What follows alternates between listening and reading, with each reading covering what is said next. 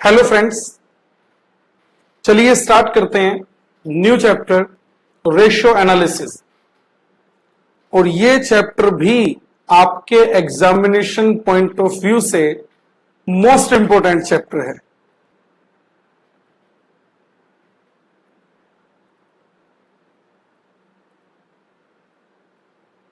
Very very important.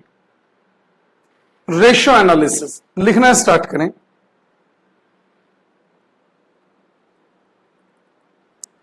Ratio is a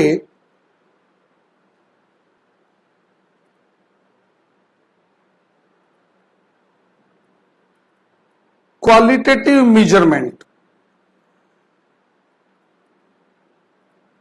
and note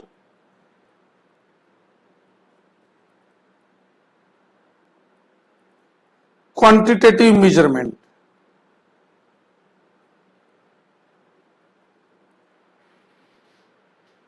Ratio is a qualitative measurement and not quantitative measurement. इन दोनों का meaning समझ पा रहे हो आप? क्वालिटेटिव और क्वांटिटेटिव से मेरा मतलब क्या है आप समझो जरा। लिखना नहीं है आपने, ध्यान से समझना। एक है कंपनी ए लिमिटेड, दूसरी है कंपनी बी लिमिटेड। अगर मैं आपसे कहूं दोनों कंपनीज की सेल्स 10,000, इसकी 10 करोड़, मैं आपसे कहूं प्रॉफिट, नेट प्रॉफिट, इस कंपनी का प्रॉफिट है फॉर एग्जांपल 5,000 और इस कंपनी का प्रॉफिट है 3 करोड़। अब मैं आपसे कहता हूं नेट प्रॉफिट रेशो बताइए।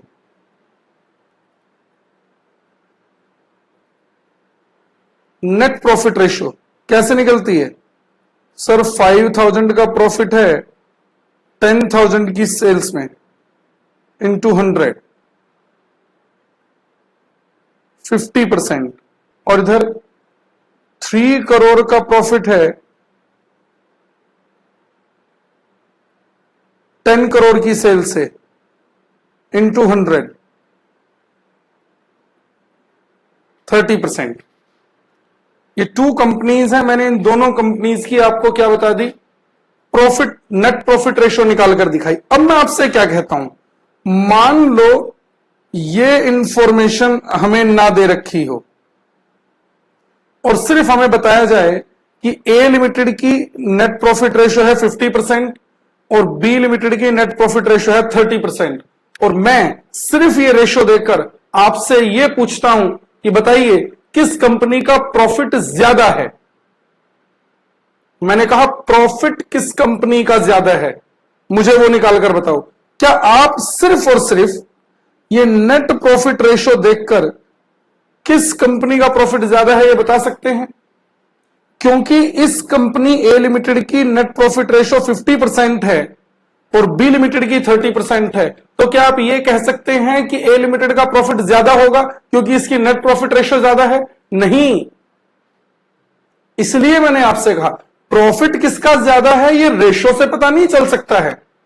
इसलिए मैंने कहा रेशो जो है वो सिर्फ क्वालिटी को प्रेजेंट कर सकती है कि ए लिमिटेड अपनी सेल से 50% प्रॉफिट अर्न करने की क्वालिटी रखती है, जबकि बी लिमिटेड अपनी सेल से सिर्फ 30% प्रॉफिट अर्न कर सकती है। अगर मैं ये कहूं कि प्रॉफिट किसका ज्यादा है तो वो आपको दिखाई दे रहा है। ए लिमिटेड का प्रॉफिट था 5,000, बी लिमिटेड का प्रॉफिट है 3 करोड़। प्रॉफिट किसका ज्यादा है यह है क्वांटिटेटिव मेजरमेंट। सर वो तो बी लिमिटेड का है, लेकिन अगर मैं रेशो की बात करूं तो रेशो किसकी ज्यादा है, वो है ए लिमिटेड की। तो क्वालिटी और क्वांटिटी दोनों में फर्क है। रेशो से हम किसी कंपनी की क्वालिटी का पता चलाते हैं, क्वांटिटी का मेजरमेंट रेशो से नहीं किया जा सकता। और यही मैंने ऊपर लिखा, ratio is a qualitative measurement and not quantitative measurement. Clear है ये पॉइंट? ये एक लाइन आप समझ रहे हैं ट्रू फॉल्स के लिए, फिल इन द ब्लैंक्स के लिए कितनी इंपॉर्टेंट है जो मैंने यहां पर लिखी है। ये आपको लिखने की जरूरत नहीं थी, और आपको लगता है कि जरूरत है तो आप लिख सकते हैं। आगे लिखें।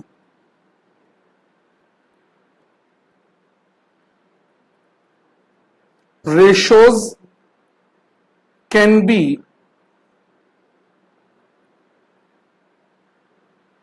categorized into following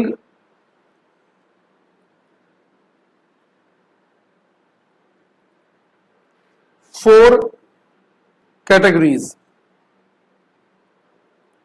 First one,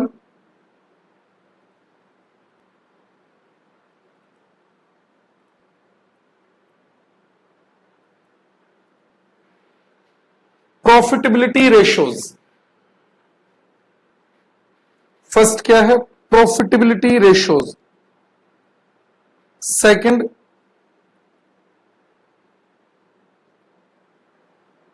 turnover ओब्लिग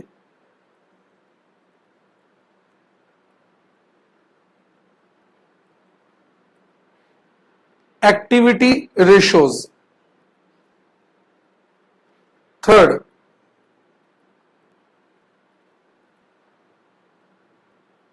financial ओब्लिग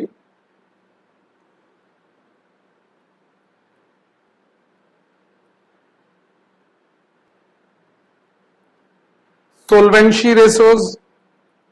fourth, market test ओब्लिग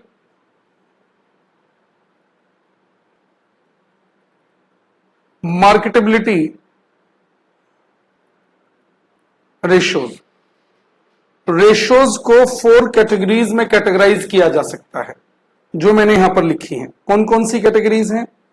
profitability ratios, turnover और एक्टिविटी रेशोज, फाइनेंशियल और सोल्वेंसी रेशोज, और लास्ट में मैंने लिखा मार्केट टेस्ट रेशोज कहें या मार्केटेबिलिटी रेशोज कहें, एक ही बात है। समझो जरा पॉइंट। प्रॉफिटेबिलिटी रेशोज यानी जो एक कंपनी की प्रॉफिट अर्न करने से रिलेटेड रेशियोज को प्रेजेंट करते हैं। जैसे हम बात करें ग्रॉस प्रॉफिट रेशियो, जैसे हम बात करें नेट प्रॉफिट रेशियो, यानी मैं बात करूं तो ये कंपनी के P&L अकाउंट से रिलेटेड रेशियोज हैं, जो कंपनी की अर्निंग प्रॉफिट कैपेबिलिटी को प्रेजेंट करती हैं। दूसरी रेशियोज कैटेगरी मैंने लिखी turnover oblique activity ratio. Turnover क्या है? जैसे हमने बात की थी वर्किंग कैपिटल मैनेजमेंट में, एक कंपनी सेल करती है तो वो कितने टाइम के अंदर अपने डेटर्स से पेमेंट रिलीज करा लेती है।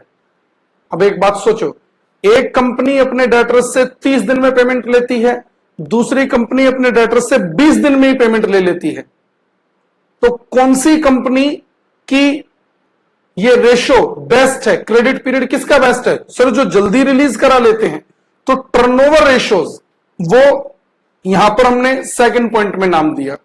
फाइनेंशियल रेशोज जो कंपनी की बैलेंस शीट से रिलेटेड रेशोज होंगी, जैसे हमने बात की डेट इक्विटी रेशो, डेट का प्रोपोर्शन इक्विटी का प्रोपोर्शन, यानी ये बैलेंस शीट रेशोज होंगी।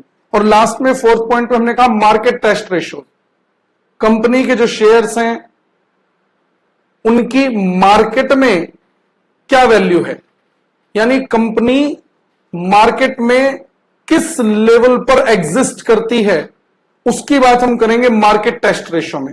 देखो मैं आपको दिखाता हूं,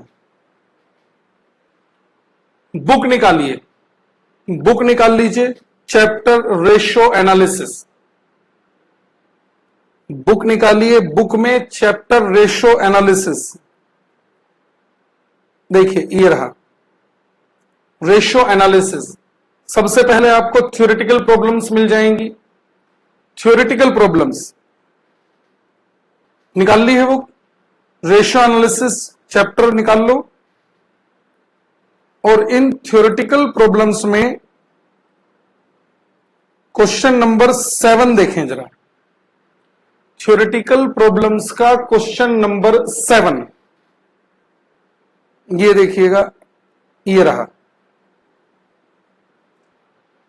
चैप्टर रेशो एनालिसिस, बुक में निकाल रहे हैं हम। क्वेश्चन नंबर 7 थ्योरेटिकल प्रॉब्लम्स का देख रहे हैं, पढ़ना।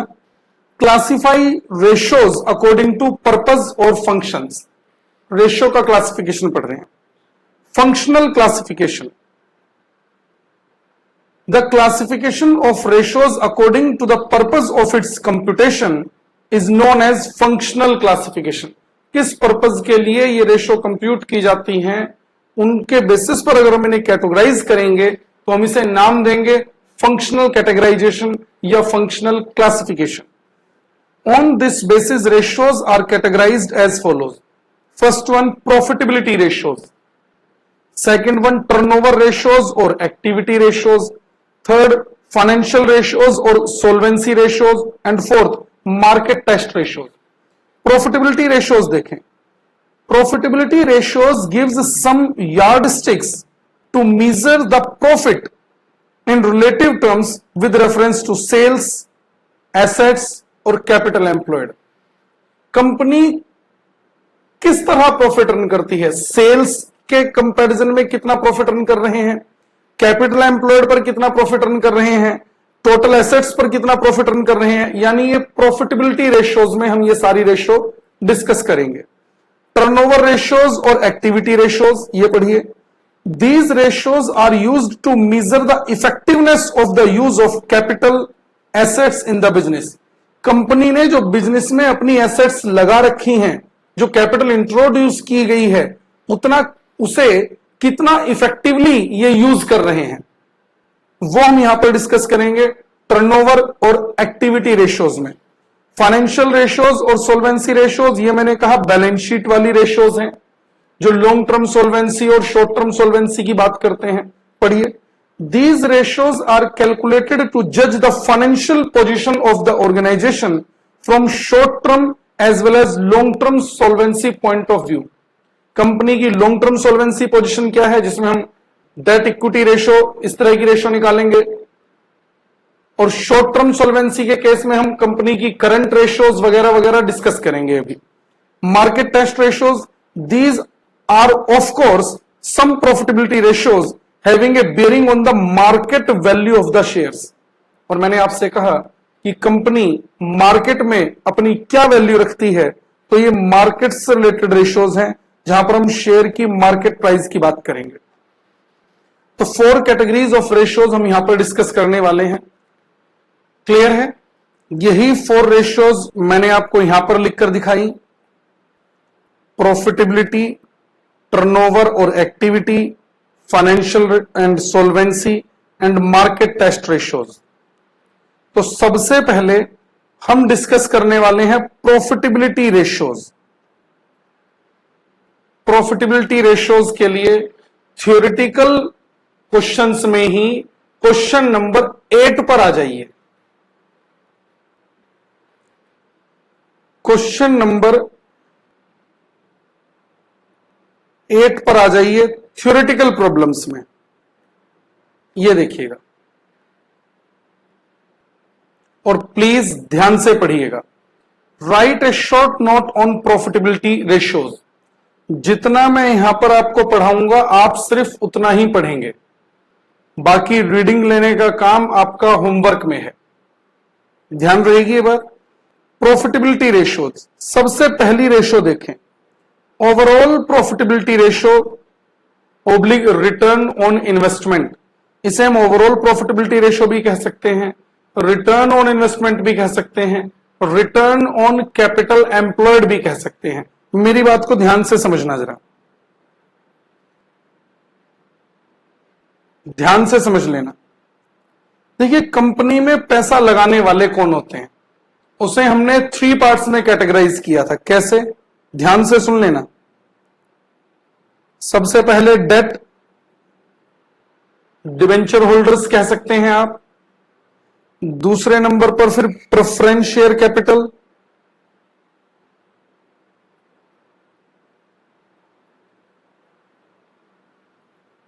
Equity share holders.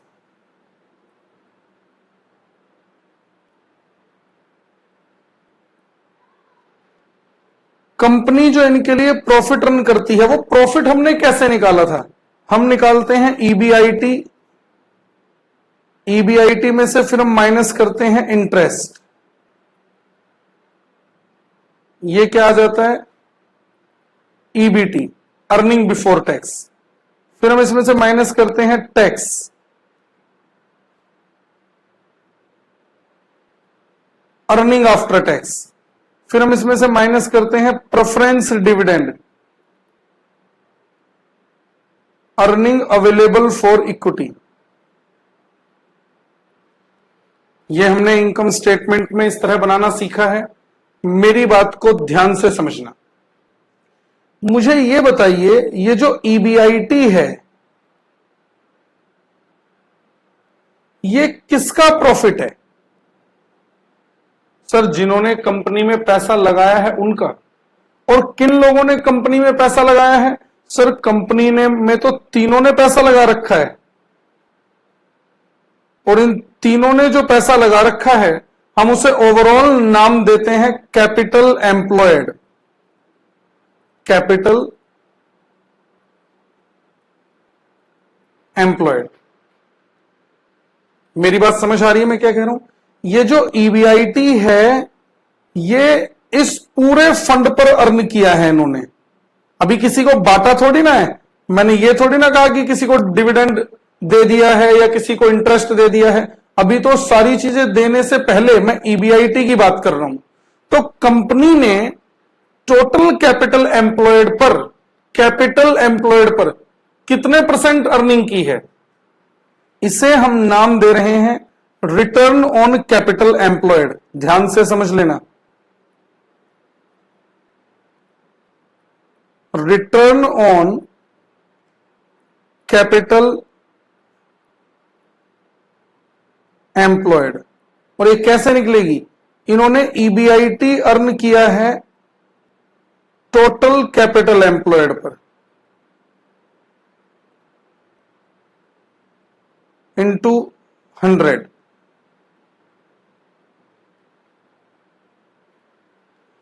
लॉजिक समझ आ रहा है आपको? इन्होंने ईबीआईटी अर्न किया है टोटल कैपिटल एम्प्लॉयड पर, तो कितने परसेंट की अर्निंग है? इस परसेंटेज को हम यहां पर नाम दे रहे हैं रिटर्न ऑन कैपिटल एम्प्लॉयड। यहां तक बात क्लियर हो गई? ध्यान से सुनना फिर से। एक बात बताइए, इस ईबीआईटी में से जब इन्होंने ये इंटरेस्ट माइनस कर दिया तो डेट वालों को तो उनका जो इंटरेस्ट था वो मिल गया ना। इंटरेस्ट किसे मिल गया? डिबेंचर होल्डर्स को। तो बाकी ये जो अर्निंग बची इसमें से फिर क्या है, शेयर होल्डर्स की अर्निंग है? नहीं सर, इसमें से टैक्स भी देना है। ये टैक्स देने के बाद अभी जो अर्निंग आफ्टर टैक्स बचा ये किन की अर्निंग है? ध्यान से, ईबीआईटी में से इंटरेस्ट पे हो गया, डिबेंचर होल्डर्स को जो अर्निंग मिलनी थी वो मिल चुकी। फिर गवर्नमेंट ने कहा हमारा टैक्स पे कर दो, हमने टैक्स भी पे कर दिया। तो ये जो अर्निंग आफ्टर टैक्स बाकी रह गया, अर्निंग आफ्टर टैक्स बोल रहा हूं मैं, ये किसकी अर्निंग है? किसकी बात कर रहा हूं मैं? इस अर्निंग आफ्टर टैक्स की। ये किसकी अर्निंग है? सर, डिबेंचर वालों को तो जो मिलना था मिल गया। अर्निंग आफ्टर टैक्स तो फिर शेयर होल्डर्स का होता है, यानी इसमें प्रेफरेंस शेयर होल्डर्स को भी देना है और इक्विटी शेयर होल्डर्स को भी देना है। और प्रेफरेंस शेयर होल्डर्स और इक्विटी शेयर होल्डर्स का फंड कहां है? वो ये वाला फंड है। ध्यान से, अब मैंने डेट को एक्सक्लूड कर दिया है। अब मैं डेट को एक्सक्लूड करके बात कर रहा हूं सिर्फ शेयर होल्डर्स के फंड की। और शेयर होल्डर्स में हमारे इक्विटी शेयर होल्डर्स भी हैं और प्रेफरेंस शेयर होल्डर्स भी। अब मैं इस फंड की बात कर रहा हूं। इस शेयर होल्डर्स फंड पर कंपनी ने कितना प्रॉफिट अर्न किया? सर, ये अर्निंग आफ्टर टैक्स अर्न किया है। तो मैं इसे नाम दे सकता हूं return on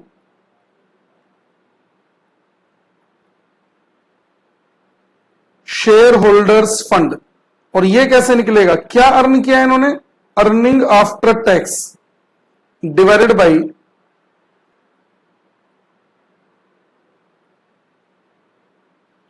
share holders fund into 100। ध्यान देने वाली बात, मैं प्रेफरेंस शेयर होल्डर्स और इक्विटी शेयर होल्डर्स की अलग अलग बात नहीं कर रहा हूं। मैंने सीधा लिखा शेयर होल्डर्स फंड, क्योंकि ये जो अर्निंग आफ्टर टैक्स है ये दोनों की अर्निंग है, इसमें इक्विटी शेयर होल्डर्स की भी और प्रेफरेंस शेयर होल्डर्स की भी। तो मैंने अर्निंग आफ्टर टैक्स ऊपर लिया डिवाइड कर देंगे टोटल शेयर होल्डर्स फंड से, चाहे उसमें इक्विटी शेयर होल्डर्स हो चाहे उसमें प्रेफरेंस शेयर होल्डर्स हो। आपको लॉजिक समझ आ रहा है? जब मैं टोटल कैपिटल एम्प्लॉयड की बात कर रहा था तो टोटल कैपिटल एम्प्लॉयड पर इन्होंने अर्न किया ईबीआईटी। जब मैं शेयर होल्डर्स फंड की बात कर रहा हूं तो शेयर होल्डर्स फंड पर इन्होंने अर्न किया ईएटी, क्योंकि इंटरेस्ट तो डिवेंचर होल्डर्स को मिला होगा ना। फिर से देखिए जरा ध्यान से, जब इस अर्निंग आफ्टर टैक्स में से इन्होंने प्रेफरेंस डिविडेंड भी पे कर दिया तो ये जो अर्निंग अवेलेबल फॉर इक्विटी बची, ये किसकी अर्निंग है? सर ये तो सिर्फ इक्विटी शेयर होल्डर्स की अर्निंग है।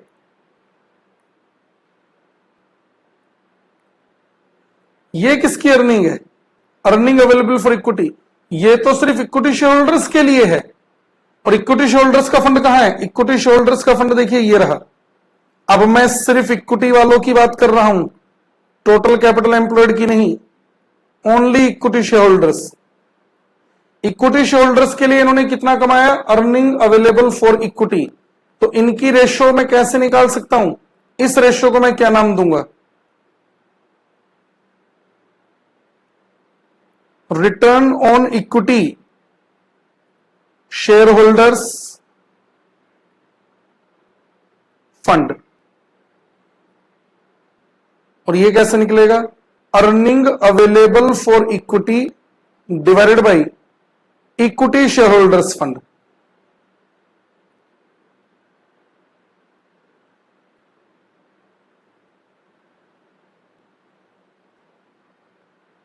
इंटू 100। और जरा बताना इक्विटी शेयर होल्डर्स फंड में क्या क्या आता है? ये मैं आपसे पहले भी न जाने कितनी बार बोल चुका हूं। इक्विटी शेयर कैपिटल आ जाएगी और उसके बाद जो भी आपने नाम पढ़ा हो, जिसे मैंने इन शॉर्ट नाम दिया था रिटेन्ड अर्निंग, वो भी तो इक्विटी वालों का ही पैसा है। चाहे वो आपने पी&एल अकाउंट के नाम से पढ़ा हो बैलेंस शीट में, चाहे जनरल रिजर्व के नाम से पढ़ा हो, चाहे रिटेन्ड अर्निंग से पढ़ा हो, चाहे रिजर्व एंड सरप्लस पढ़ा हो, वो सारा इक्विटी शेयर होल्डर्स का ही पैसा होता है। तो शेयर होल्डर्स फंड में ये सारी चीजें इंक्लूड की जाती हैं। 3 रेशियोज मैंने आपसे आपके साथ यहां पर डिस्कस की। तीनों का आप लॉजिक समझ पा रहे हो? तीनों का कॉन्सेप्ट समझ आ रहा है? ये earning before interest and tax earning थी किस पर? ये थी रेड कलर से दिखाया मैंने, कैपिटल एम्प्लॉयड पर। फिर ये जो अर्निंग आफ्टर टैक्स था ये थी शेयर होल्डर्स फंड पर, ये मैं ग्रीन कलर से दिखाया यहां पर। और फिर ये हमने लास्ट में बात की किसकी? ये अर्निंग है इक्विटी शेयर होल्डर्स फंड पर। और इन तीनों की रेशियोज मैंने यहां पर नीचे लिखकर दिखाई है। लॉजिक इनका आपको समझ आ गया होगा। पढ़ते हैं जरा एक बार, ये आप लिख लेना। रिटर्न ऑन कैपिटल एम्प्लॉयड यानी ईबीआईटी अपॉन कैपिटल एम्प्लॉयड लेंगे। Return on share holders fund, share holders fund यानी इक्विटी और प्रेफरेंस दोनों, तो earning after tax divide by share holders fund into 100। और जब हम बात करेंगे return on equity share holders fund, तो इक्विटी शेयर होल्डर्स फंड के लिए क्या अर्न किया है? इक्विटी शेयर होल्डर्स फंड के लिए अर्न होता है अर्निंग अवेलेबल फॉर इक्विटी। तो earning available for equity divide by equity share holders fund into 100। ये देखिएगा आप, सबसे पहली रेशो हमने लिखी ओवरऑल प्रॉफिटेबिलिटी रेशो। इसे आप रिटर्न ऑन इन्वेस्टमेंट कहें। और देखना जरा, फर्स्ट लाइन पढ़ रहा हूं सिर्फ। This is also called as return on investment, इसे रिटर्न ऑन इन्वेस्टमेंट भी कहा जाता है। और return on capital employed, return on capital employed भी कहा जाता है। बस इससे आगे आपको पढ़ने की जरूरत नहीं, वो पढ़ना आपका होमवर्क का काम है। नीचे रेशो देखो जरा कैसे निकलती है। Return on investment, net operating profit. और ऑपरेटिंग प्रॉफिट हम किसे कहते थे? शॉर्ट में लिख लीजिए, EBIT upon capital employed into 100। ये रही वो रेशो जो मैंने अभी आपको थोड़ी देर पहले समझाई है। यहां पर क्लियर है? निकाल सकते हो रिटर्न ऑन कैपिटल एम्प्लॉयड। दूसरी रेशो देखो जरा, दूसरी रेशो क्या है? Return on share holders fund. ये भी मैंने डिस्कस किया। Return on equity share holders fund की बात नहीं कर रहा हूं, return on share holders fund. तो return on share holders fund देखना क्या लिखा है, सीधा रेशो पढ़े। Return on share holders fund equal to net profit after interest and tax. कह रहे हैं नेट प्रॉफिट, इंटरेस्ट और टैक्स दिए जाने के बाद वाला, तो मैं उसे क्या नाम देता हूं, earning after tax divide by share holders fund into 100। ये जैसे मैं शॉर्ट में लिख रहा हूं, आप भी बुक में इसी तरह इनके साथ शॉर्ट में लिखते रहना, ठीक है। ये हमने निकाला return on share holders fund. Next ratio देखिए, रिटर्न ऑन एसेट्स। और मैंने तो इन दोनों फर्स्ट और सेकंड के अलावा एक थर्ड रेशो भी डिस्कस की है आपके साथ अभी यहां पर, जो आपने नोट किया है। Return on equity share holders fund भी डिस्कस किया है मैंने। ये कैसे, earning available for equity divide by equity share holders fund into 100। Clear है। आगे चल रहे हैं हम फिर यहां पर रिटर्न ऑन एसेट्स। ये रिटर्न ऑन एसेट्स किस चीज को प्रेजेंट करती है वो समझिए। कंपनी ने अपनी जो एसेट्स लगा रखी हैं बिजनेस में, उन एसेट्स पर कंपनी ने कितने % प्रॉफिट अर्न किया है। पहले रेशो का नाम समझो, क्या लिखा है, रिटर्न ऑन एसेट्स। और मैं क्या कह रहा हूं, कंपनी ने जो एसेट्स बिजनेस में लगा रखी हैं, उन टोटल एसेट्स पर कंपनी ने कितने % प्रॉफिट अर्न किया है। तो कैसे निकालें sir, net profit after tax ऊपर ले लो, यानी ये देखो प्रॉफिट आफ्टर टैक्स ऊपर लो divide by total assets into 100। इस रेशियो में क्या है, रिटर्न ऑन एसेट्स निकाल सकते हो। देखिए कोई रटने वाली चीज नहीं है, आप वर्ड्स अगर पढ़ेंगे ना ध्यान से तो आपको पता चल जाएगा कि किस चीज से किस चीज का रिलेशन बनाने की बात की गई है। ये रिलेशन की ही तो बात कर रहे हैं, प्रॉफिट को रिलेट कर रहे हैं टोटल एसेट्स से, तो रिटर्न ऑन एसेट्स कह दिया। तो टोटल एसेट्स पर कितने % प्रॉफिट अर्न किया, तो हमने कहा net profit divided by total assets into 100। Next ratio देखिए, ग्रॉस प्रॉफिट रेशो। मेरे बताने जैसा कुछ है ही नहीं ग्रॉस प्रॉफिट रेशो में। ग्रॉस प्रॉफिट ये तो आप अकाउंटिंग में न जाने कितनी बार निकाल चुके हो। कैसे निकलती है gross profit ratio, gross profit divide by net sales into 100। इसमें कुछ बताने जैसा था नहीं। नेक्स्ट देखिए नेट प्रॉफिट रेशो, इसमें बताने जैसा कुछ नहीं, net profit upon net sales into 100। हालांकि नेट प्रॉफिट के भी हमारे पास दो कॉन्सेप्ट होते हैं। देखिए ये जो प्रॉफिट है नेट प्रॉफिट, ये नेट प्रॉफिट P&L वाला प्रॉफिट भी हो सकता है, और एक कॉन्सेप्ट इसका और भी है, साथ में लिख लेना, नेट प्रॉफिट रेशो का EBIT 1 - T upon net sales into 100। EBIT 1 - T upon net sales into 100। एक कॉन्सेप्ट ये भी है। दोनों से नेट प्रॉफिट रेशो अलग अलग आती है। अगर आपसे एग्जाम में नेट प्रॉफिट रेशो मांगी जाएगी, दोनों तरह का अगर डेटा दे रखा होगा तो आप दोनों नेट प्रॉफिट रेशो निकालकर दिखाएंगे। क्लियर है। एक तो नेट प्रॉफिट, ये नेट प्रॉफिट कौन सा है, ये नेट प्रॉफिट हम लेंगे आफ्टर टैक्स वाला, profit after tax divide by net sales into 100। और दूसरा हमने कहा EBIT 1 - T upon net sales into 100। आगे देखिए ऑपरेटिंग रेशो, ध्यान से सुनना। ऑपरेटिंग क्या है, ये किसी भी बिजनेस को चलाने के लिए कंपनी बहुत सारे एक्सपेंसेस इनकर करती है, तो हम सिर्फ उन एक्सपेंसेस की बात करें जो कि बिजनेस के ऑपरेशंस से रिलेटेड हैं।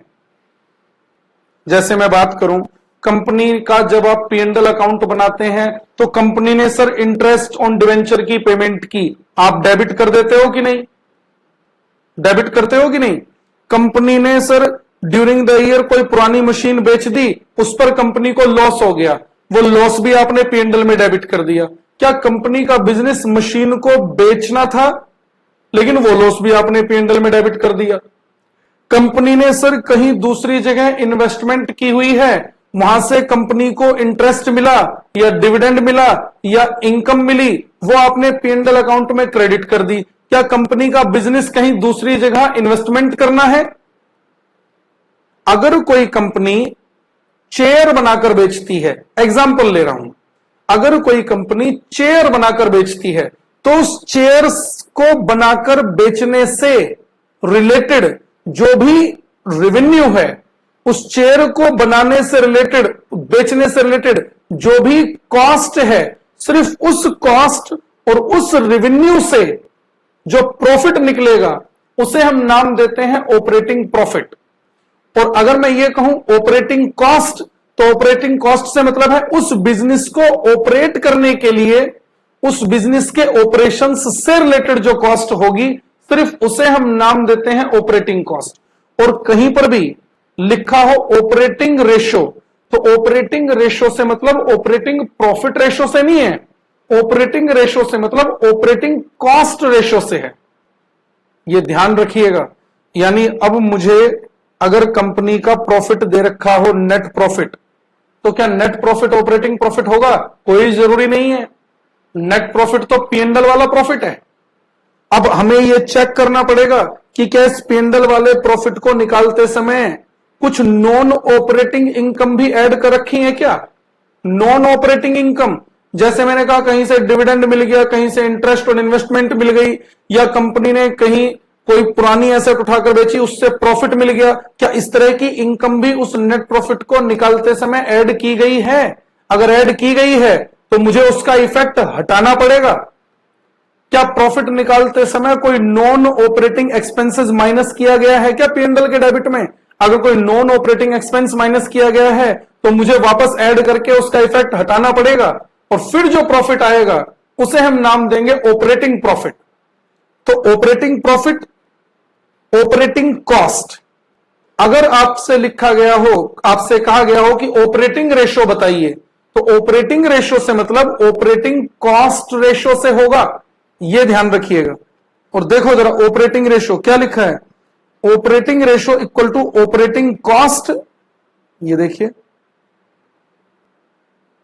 Operating cost divide by net sales into 100।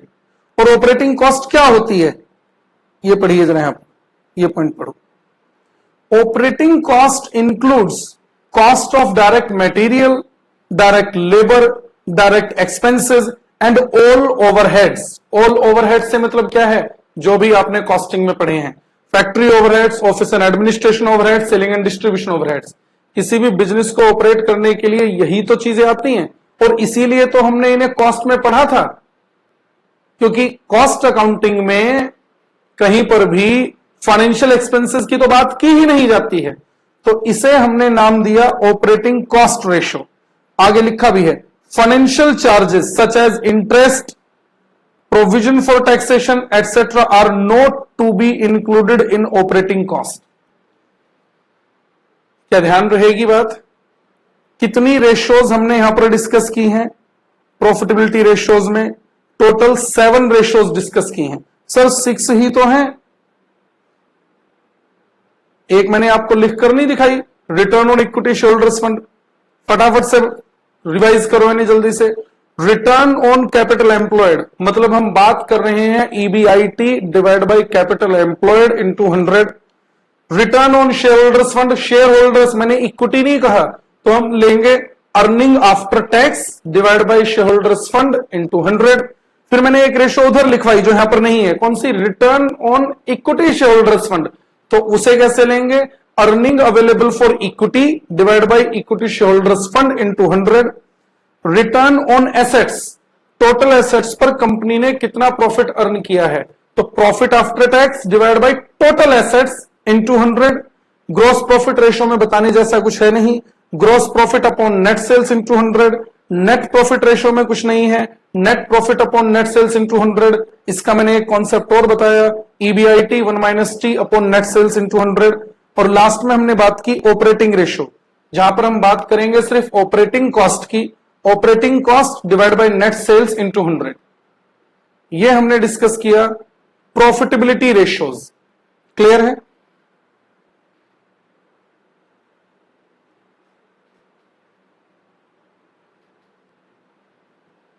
Profitability ratios, ये वाली रेशो हमने डिस्कस की।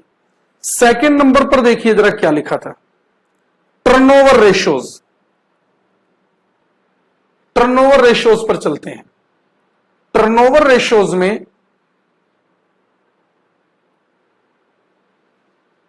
थ्योरेटिकल क्वेश्चंस में ही इसी से नेक्स्ट क्वेश्चन नंबर 9 पर आ जाइए। थ्योरेटिकल में ही क्वेश्चन नंबर 9 पढ़ना जरा। क्वेश्चन क्या लिखा है? Right a short note on activity ratio. मैंने आपको बताया इन्हें एक्टिविटी रेशो भी कहते हैं, टर्नओवर रेशो भी कहते हैं। फिर एक क्वेश्चन और लिखा हुआ है क्वेश्चन 9 भी, right a short note on turnover ratios. 9C, right a short note on debtors turnover ratio. यानी एक शॉर्ट नोट आया था डेटर्स टर्नओवर रेशो पर, और ये स्माइली लगा रखी है मैंने। इसका मतलब ये है कि ये क्वेश्चन इंपॉर्टेंट है। ये मैंने आपको बताया भी होगा थ्योरेटिकल नोट्स में, जिन पर ये एक सिंगल स्माइली लगी है मतलब ये क्वेश्चन इंपॉर्टेंट है, और अगर मान लो डबल स्माइली लगी होती तो मतलब ये मोस्ट इंपॉर्टेंट है, वो तो आपको याद करने पड़ेंगे। चलिए देखते हैं। सबसे पहली रेशो यहां पर पढ़िए, कौन सी रेशो है? Capital turnover ratio. देखिए ये रेशोज किस चीज को प्रेजेंट करती हैं? ये रेशोज बताती हैं कि जो हमने कैपिटल एम्प्लॉयड बिजनेस में लगा रखी है कंपनी की सेल, उसका कितने टाइम्स है। यानी कंपनी अपनी कैपिटल एम्प्लॉयड के कितने गुना सेल कर पाती है, इसे हम नाम देते हैं कैपिटल टर्नओवर रेशो। आप सोचो, मान लीजिए किसी बिजनेस की कैपिटल बिजनेस में लगा रखी है 1 लाख, कंपनी ने सेल की 3 लाख, तो कंपनी की सेल कैपिटल एम्प्लॉयड के कितने टाइम्स है? 3 गुना। मेरी बात समझ आ रही है? कैपिटल एम्प्लॉयड है 1, सेल्स कंपनी ने नेट सेल्स की 3 लाख, तो सेल कैपिटल एम्प्लॉयड का कितने टाइम्स है?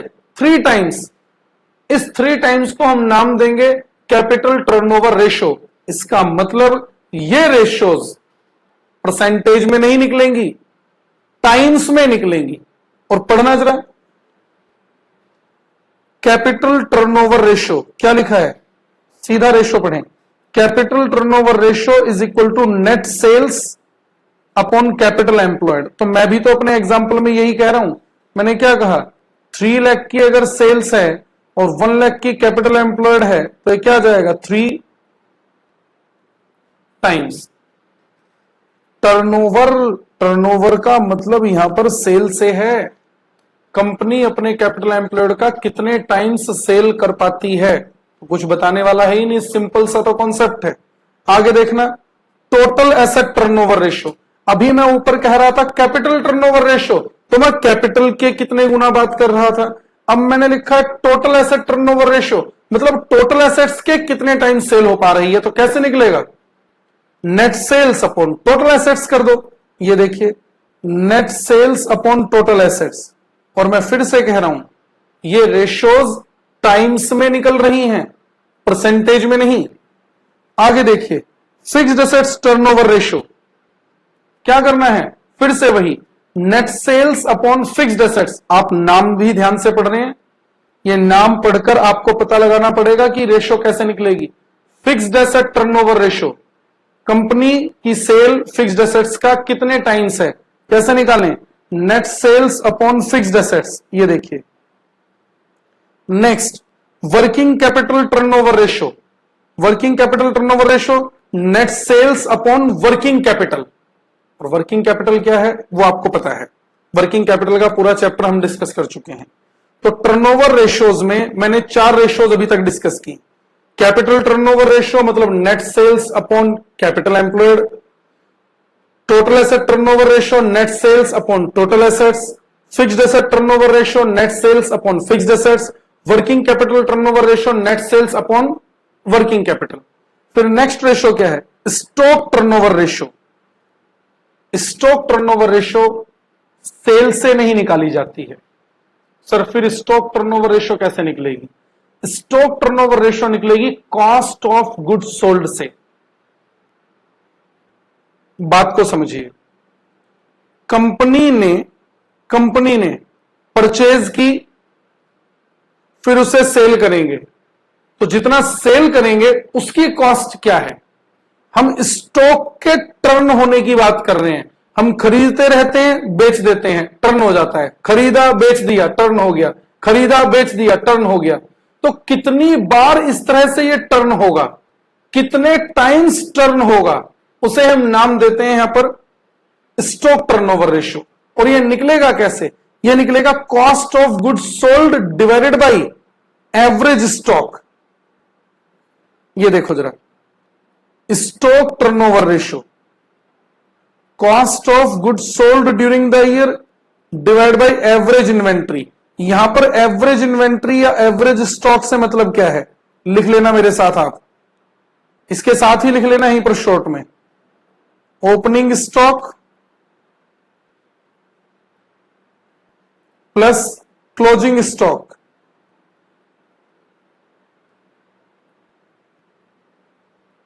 Divided by 2। Stock turnover ratio निकलती है कॉस्ट ऑफ गुड्स सोल्ड से, ये सेल से नहीं निकालनी है। और कैसे निकलेगी? Cost of goods sold during the year divide by average stock. और एवरेज स्टॉक कैसे निकलेगा वो मैंने आपको यहां पर बताया, opening stock plus closing stock divided by 2। Clear हो गया पॉइंट? ध्यान से please. Sixth ratio, debtors turnover ratio. मुझे ये बताइए डेटर्स किससे बनते हैं, टोटल सेल से या क्रेडिट सेल से? सर डेटर्स तो क्रेडिट सेल से बनते हैं, तो ये क्रेडिट सेल से निकलेगी, टोटल सेल से नहीं। कैसे? Credit sales upon average accounts receivables. Sir average debtors नहीं लिख सकते हैं, देखना जरा, credit sales upon average accounts receivables. Sir ये अकाउंट्स रिसीवेबल्स क्या होते हैं? इसमें डेटर्स भी आ जाते हैं, इसमें बिल्स रिसीवेबल्स भी आ जाते हैं, जहां से भी कंपनी को पेमेंट मिलनी है, तो वो हम सारा यहां पर कंसीडर करेंगे। अच्छा सर एवरेज से मतलब क्या है? मतलब opening receivables plus closing receivables divided by 2। कैसे निकलेगी debtor turnover ratio? Credit sales upon average accounts receivables. और अकाउंट्स रिसीवेबल से मतलब क्या है? इसमें डेटर्स भी कंसीडर करेंगे हम, बिल्स रिसीवेबल्स भी कंसीडर करेंगे। ओपनिंग वाले ले लेंगे प्लस क्लोजिंग डिवाइड बाय 2, ये आ जाएगा एवरेज अकाउंट्स रिसीवेबल्स।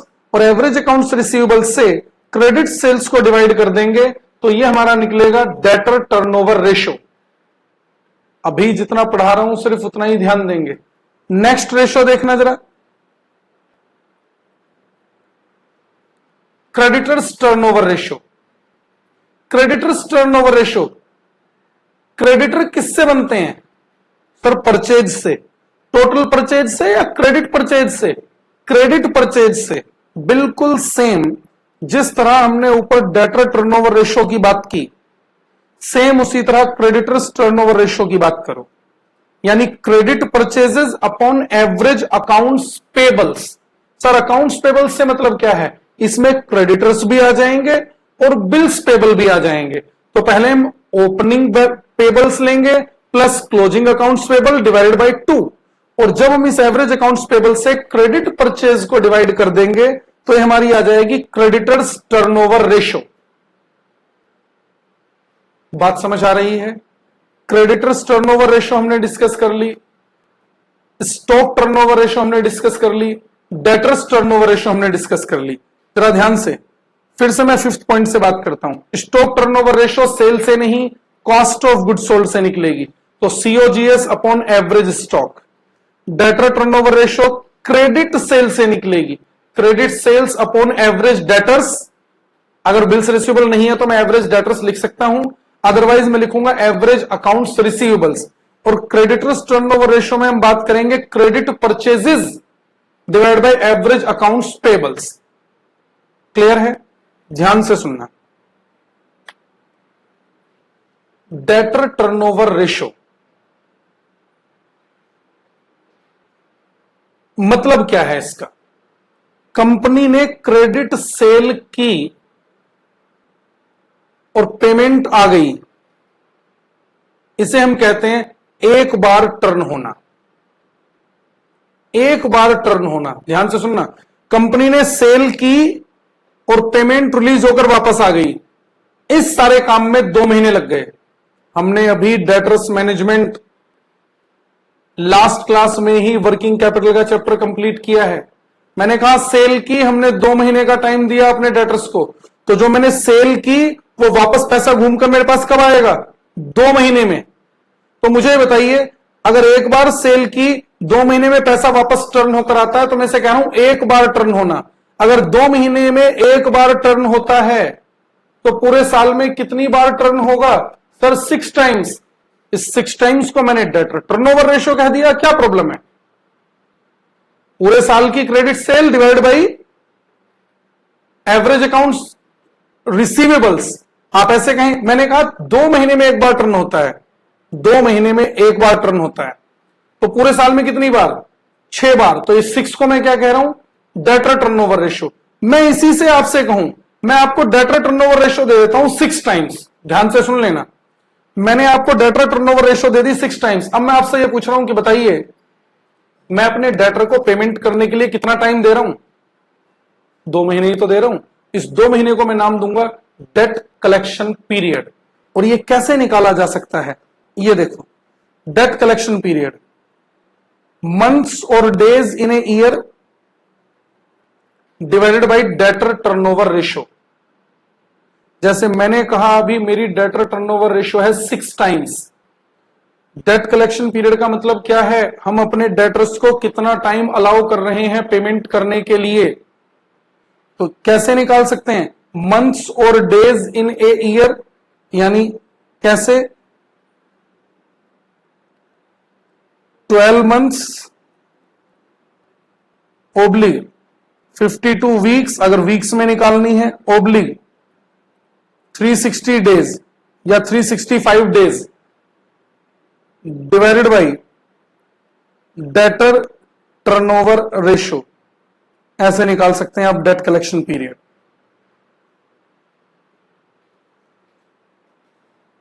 दूसरा तरीका, ध्यान से सुनना, दूसरा तरीका, यह तरीका मैंने आपको ऑपरेटिंग साइकिल में सिखाया था, वर्किंग कैपिटल मैनेजमेंट का ऑपरेटिंग साइकिल। आपको ध्यान है, जब हम रुपीज में कंप्यूटेशन करते थे तो हम उसे नाम देते थे वर्किंग कैपिटल। लेकिन एक क्वेश्चन मैंने कराया था जहां पर मैंने डेज में कंप्यूटेशन की थी, ऑपरेटिंग साइकिल की बात कर रहा हूं। वहां पर डेज कैसे निकाले थे हमने? हम इसे कैसे निकाल सकते हैं शॉर्ट में? एवरेज अकाउंट्स रिसीवेबल्स यानी average debtors divide by credit sales into 12 months. अगर मंथ में निकालना है, मंथ में नहीं निकालना है तो यहीं पर ओब्लिग लगाकर 52 वीक्स, डेज में निकालना है तो ओब्लिग लगाकर 360 डेज या 365 डेज, जैसा भी क्वेश्चन में दिया गया होगा। सबसे पहले तो मैंने इसे क्या कहा, आपने डेटर टर्नओवर रेशियो अगर निकाल ली है तो सीधा सीधा ये वाला कॉन्सेप्ट लगाओ और निकाल दो। और अगर डेटर टर्नओवर रेशियो नहीं निकाली है तो आप डायरेक्ट डेट कलेक्शन पीरियड निकाल सकते हैं। कैसे? ये मैंने इधर कॉन्सेप्ट लिख दिया, एवरेज अकाउंट्स रिसीवेबल्स यानी average debtors divide by credit sales into 12 months. और ये हमने निकालना सीखा था ऑपरेटिंग साइकिल में। जिस तरह डेटर टर्नओवर रेशियो से हमने डेट कलेक्शन पीरियड निकाला, उसी तरह क्रेडिटर टर्नओवर रेशियो से हम क्रेडिट पीरियड भी निकाल सकते हैं। इस क्रेडिट पीरियड से मतलब क्या है? हमारे क्रेडिटर हमें पेमेंट करने के लिए कितना टाइम अलाउ करते हैं। तो यह भी इसी तरह निकाला जा सकता है शॉर्ट में। कैसे? Average accounts payables divided by credit purchases into, month में निकालना है तो 12, वीक्स में निकालना है तो 52 और डेज में निकालना है तो 360 या 365, जैसा भी क्वेश्चन में दिया गया होगा। समझ आ रही है बात? ये देखो, हमने एक्टिविटी रेशियो, टर्नओवर रेशियो भी डिस्कस कर ली है। ध्यान से समझ रहे हो मेरी बात को, कैसे निकाल रहा हूं मैं यहां पर। और आप एक बार अब जरा ध्यान से और सोचो, जब डेटर टर्नओवर रेशियो से डेट कलेक्शन पीरियड हम निकाल सकते हैं, क्रेडिटर टर्नओवर रेशियो से क्रेडिट पीरियड हम निकाल सकते हैं, तो क्या स्टॉक टर्नओवर रेशियो से कुछ नहीं निकाला जा सकता? इसे मैं कह सकता हूं, आप भी स्टॉक टर्नओवर रेशियो की थ्योरेटिकल कॉन्सेप्ट के साथ में लिख लेना, स्टॉक होल्डिंग पीरियड। और यह कैसे निकल सकता है? एक तरीका वही 12 months oblique 52 weeks oblique 360 days divide by stock turnover ratio. दूसरा तरीका क्या होगा? Average stock divide by cost of goods sold into वही 12 मंथ्स 52 वीक्स या 360 डेज।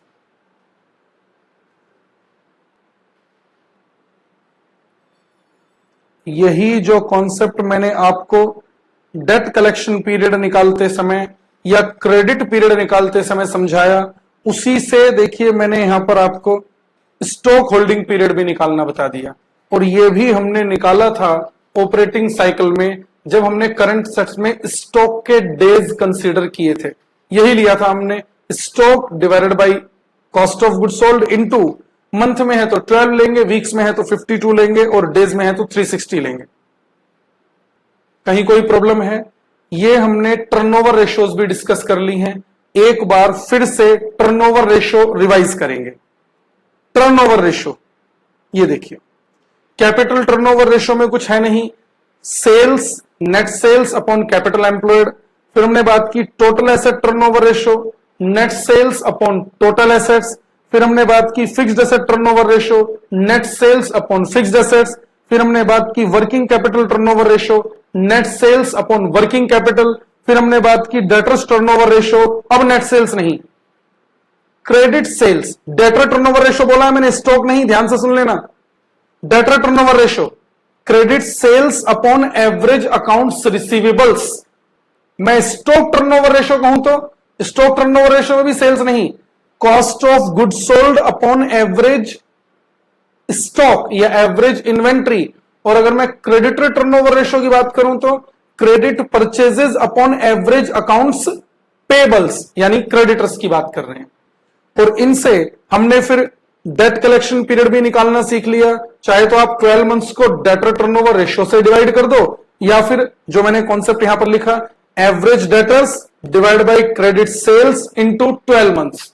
अगर मंथ में निकालने हैं, क्रेडिट पीरियड निकालना है तो एवरेज क्रेडिटर्स यानी average accounts payables divided by credit purchases into 12 months. और अगर स्टॉक होल्डिंग पीरियड निकालना है, average stock divide by COGS cost of goods sold into 12 months, जो मैंने यहां पर लिखा अभी। दो तरह की रेशियोज मैंने डिस्कस कर ली हैं आपके साथ, एक तो प्रॉफिटेबिलिटी रेशियोज, दूसरा टर्नओवर रेशियोज या एक्टिविटी रेशियोज। क्लियर है? आगे चलते हैं। अब फिर थर्ड रेशियो कौन सी लिखवाई है हमने? Financial ratios. Third ratio, third heading में कौन सी है? Financial ratios.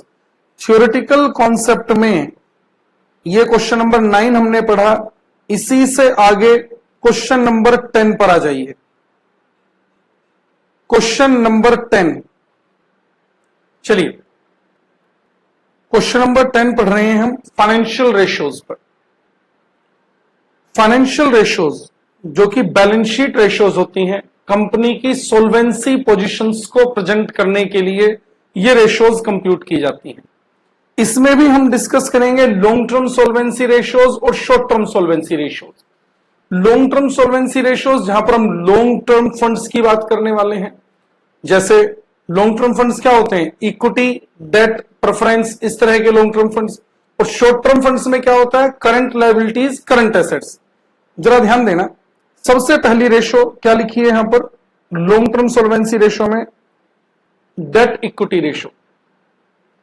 डेट और इक्विटी का प्रोपोर्शन क्या होना चाहिए, वो हम यहां पर डिस्कस करते हैं। ध्यान से सुन लेना प्लीज, अब इनमें कुछ चीजें आपको याद भी करनी पड़ेंगी। जो आइडियल रेशो है वो डेट और इक्विटी को इक्वल प्रेजेंट करती है, यानी डेट और इक्विटी का प्रोपोर्शन 1:1 होना चाहिए। लेकिन नाउअडेज, इन दिनों यह भी एक्सेप्टेबल है कि जो डेट है वो इक्विटी के डबल से ज्यादा ना हो। अब ये कुछ चीजें आपने याद रखनी पड़ेंगी, मैं आपको पढ़ाऊंगा अभी यहां पर, ध्यान से समझना पड़ेगा। इक्विटी और डेट के प्रोपोर्शन की हम अगर यहां पर बात कर रहे हैं तो देखो जरा फर्स्ट रेशो देखिए, ये वाली डेट इक्विटी रेशो, ये हम शॉर्ट में इसे लिख सकते हैं डेट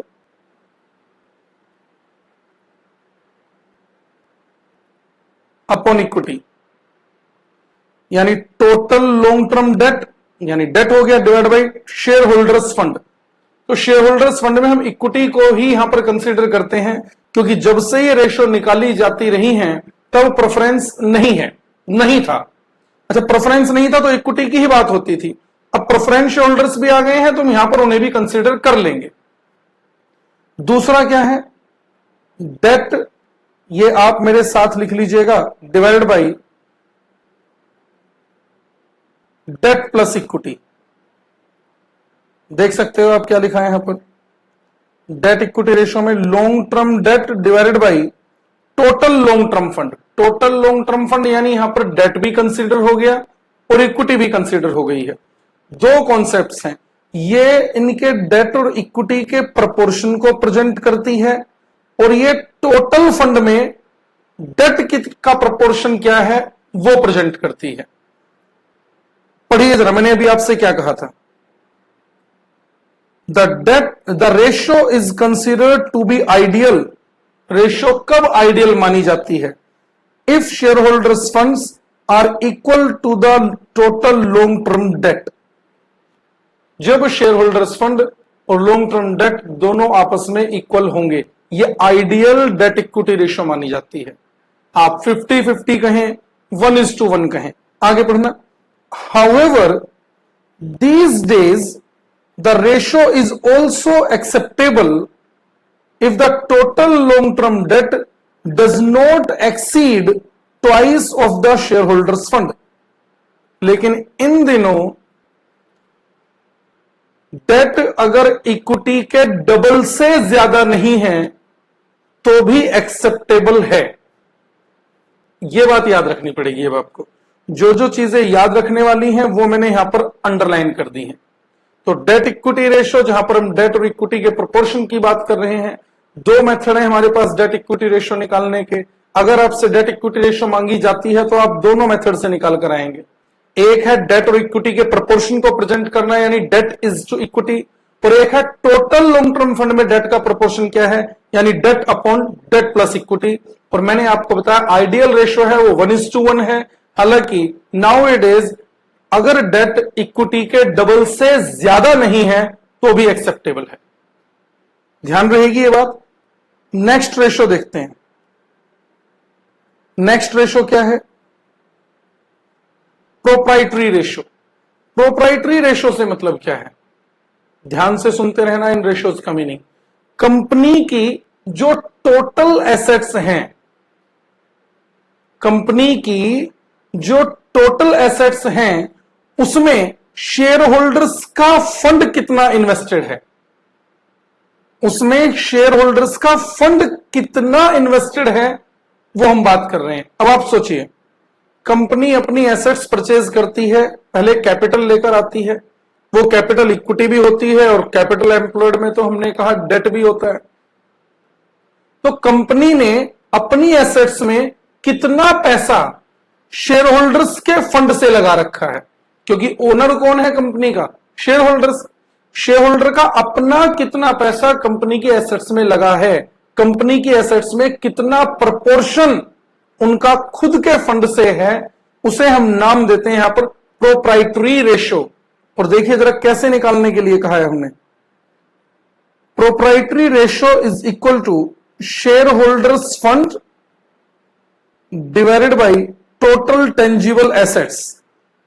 ये प्रोपोर्शन जितना ज्यादा होगा मतलब शेयर के फंड का प्रोपोर्शन ज्यादा है, तो मतलब आउटसाइडर्स का फंड यानी डेट कम है, और अगर डेट कम है तो कंपनी की फाइनेंशियल पोजीशन बेस्ट है। पढ़ना जरा नीचे। The ratios focuses attention on the general financial strength of the business enterprise. The ratio is of a particular importance to the creditors who can find out the proportion of shareholders fund in the total assets employed in the business. A high proprietary ratio will indicate a relatively little danger to the creditors or vice versa in the event of forced reorganization और winding up of the company. ये ratio किसके लिए important है? Creditors के लिए। आप सोचिए, मैं आपसे कहता हूं कि मेरी एक कंपनी चल रही है, उसमें आप हमें उधार दे दो या आप हमें क्रेडिट पर माल बेचें।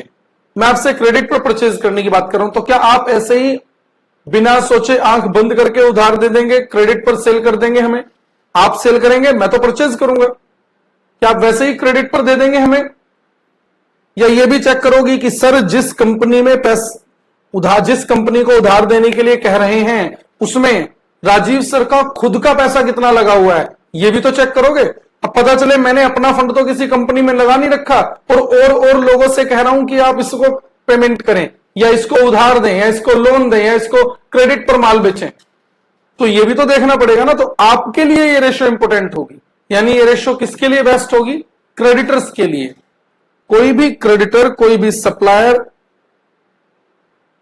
मटेरियल देने से पहले ये रेशो चेक कर सकता है कि हम जिस कंपनी को ये मटेरियल दे रहे हैं क्रेडिट पर, उस कंपनी के ओनर्स ने अपने पास से कितना फंड लगा रखा है, उस कंपनी के ओनर्स ने अपने फंड से कितनी एसेट्स ले रखी हैं।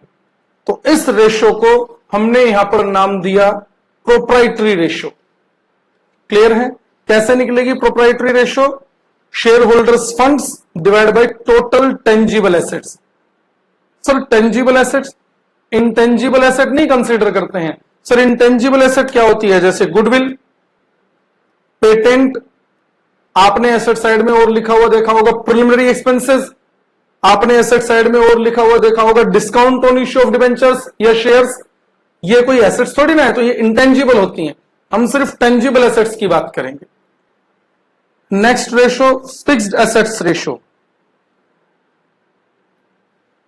कौन सी रेशो है ये?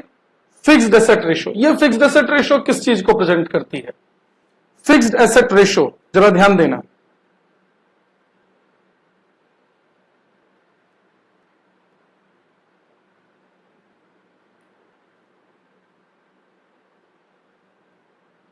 ध्यान से समझना प्लीज। ये मैं एक कंपनी की आपको बैलेंस शीट दिखा रहा हूं।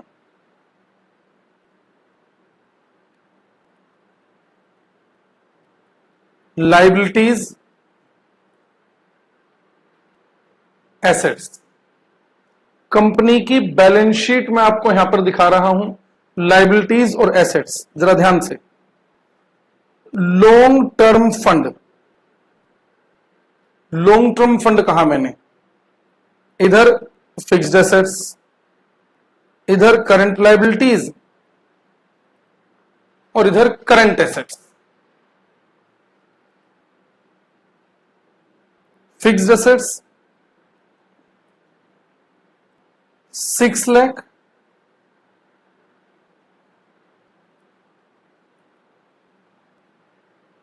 फोर लाख,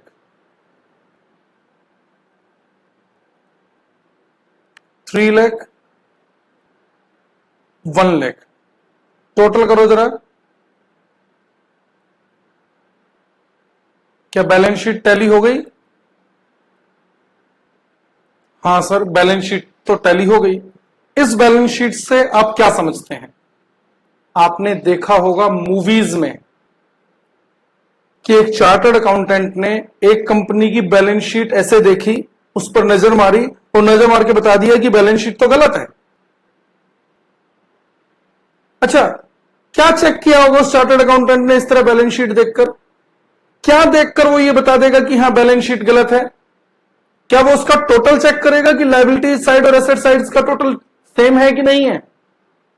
वो उस बैलेंस शीट को एक नजर में यह देखकर बता देते हैं कि हां, इस कंपनी की फाइनेंशियल स्ट्रेंथ क्या है, फाइनेंशियल पोजीशन कैसी है, सोल्वेंसी पोजीशन कैसी है। और ये हम कैसे बता पाते हैं?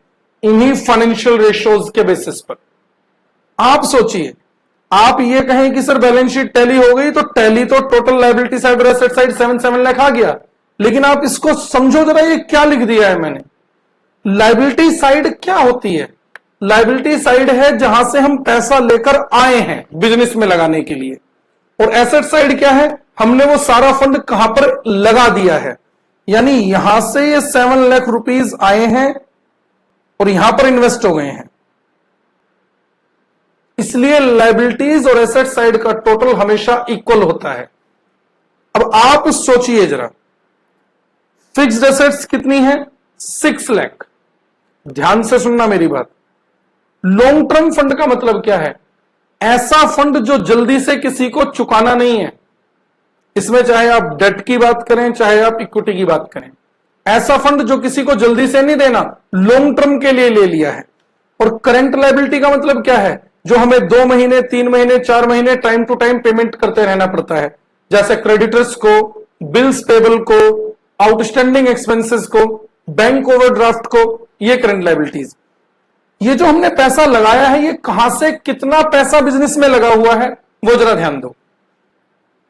ये 4 लाख रुपए लॉन्ग टर्म फंड के थे, ये 4 लाख रुपए पूरे के पूरे फिक्स्ड एसेट में इन्वेस्ट हो गए। मैं अब इनका एनालिसिस बता रहा हूं, जरा ध्यान से समझना। ये 4 लाख रुपए फिक्स्ड एसेट में इन्वेस्ट हो गए। Sir long term fund 4 lakh के थे, लेकिन फिक्स्ड एसेट तो 6 लाख की है। और अगर फिक्स्ड एसेट 6 लाख की है, तो बाकी की 2 लाख की फिक्स्ड एसेट कहां से आई? सर बाकी की 2 लाख की फिक्स्ड एसेट 2 लाख रुपए यहां से इन्वेस्ट हुए हैं। 2 लाख रुपए, और इसमें से 1 लाख रुपए ये रहे।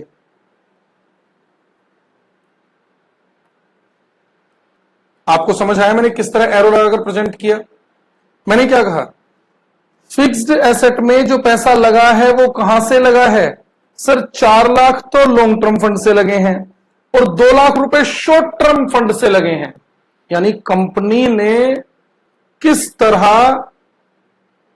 अपने फाइनेंशियल स्टेटमेंट देख रहे हैं आप? कंपनी ने शॉर्ट टर्म फंड लेकर और फिक्स्ड एसेट में इन्वेस्ट कर दिया है। यानी कंपनी जानबूझकर फ्रॉड कर रही है। जानबूझकर फ्रॉड करने का मतलब क्या है? जैसे मैं आपसे कहूं कि मेरे पास फंड नहीं है, मैं आपसे कहता हूं कि भाई साहब मुझे 10 लाख रुपए दे दो और मैं अभी 2 महीने बाद आपको पे करता हूं। अच्छा, मुझे यह भी पता है कि फंड 2 महीने में आने वाला भी नहीं है, लेकिन मैंने आपसे 10 लाख रुपए लिए 2 महीने के लिए और उनसे एक फिक्स्ड एसेट खरीद ली। क्या मैं 2 महीने बाद वो फिक्स्ड एसेट बेचकर आपको आपके 10 लाख रुपए वापस करने वाला हूं? नहीं करने वाला हूं। अगर 2 महीने बाद वापस करने होते तो मैं फिक्स्ड एसेट खरीदता उसकी। यहां पर तो कंपनी ने ऐसा ही किया हुआ है। देखो इस बैलेंस शीट को, कंपनी ने 2 लाख रुपए ये शॉर्ट टर्म फंड से उठाए, शॉर्ट टर्म फंड जो टाइम टू टाइम पे करना है, और ये 2 लाख रुपए लेकर इन्हें लगा दिया फिक्स्ड एसेट्स में। कितनी बड़ी गलती की हुई है कंपनी ने। जानबूझकर फ्रॉड कर रही है कंपनी। और इसलिए मैंने कहा ये चीजें एनालिसिस आप तभी कर पाओगे जब आप इन्हें प्रैक्टिकल सोचोगे। ये 100% इनकरेक्ट कॉन्सेप्ट है। बात समझ आ रही है? होना क्या चाहिए था, ध्यान से समझना। अब मैं चेंज करूंगा इसमें।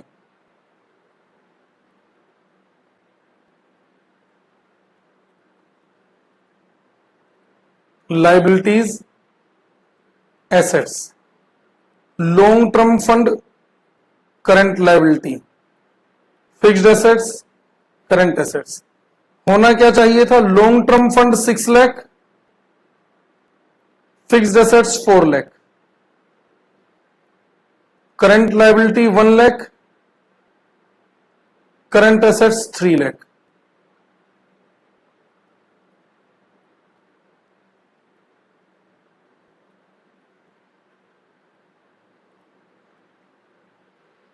यह होना चाहिए था। अब इसका मीनिंग समझो जरा। कंपनी ने ये 6 लाख के लॉन्ग टर्म फंड उठाए, 6 लाख के लॉन्ग टर्म फंड, इसमें से 4 लाख तो लगा दिए फिक्स्ड एसेट्स में। अच्छा, लॉन्ग टर्म फंड किसी को जल्दी से वापस थोड़ी ना चुकाना है। 6 लाख रुपए के लॉन्ग टर्म फंड थे, 6 लाख रुपए के लॉन्ग टर्म फंड में से 4 लाख रुपए की तो फिक्स्ड एसेट खरीद ली, बाकी 2 लाख रुपए लगा दिए करंट एसेट्स में। कितने? 2 लाख रुपए। अच्छा, 2 लाख रुपए तो करंट एसेट्स में ये आ गए, बाकी 1 लाख करंट एसेट्स में ये वाला आ गया। ये बिल्कुल सही तरीका है।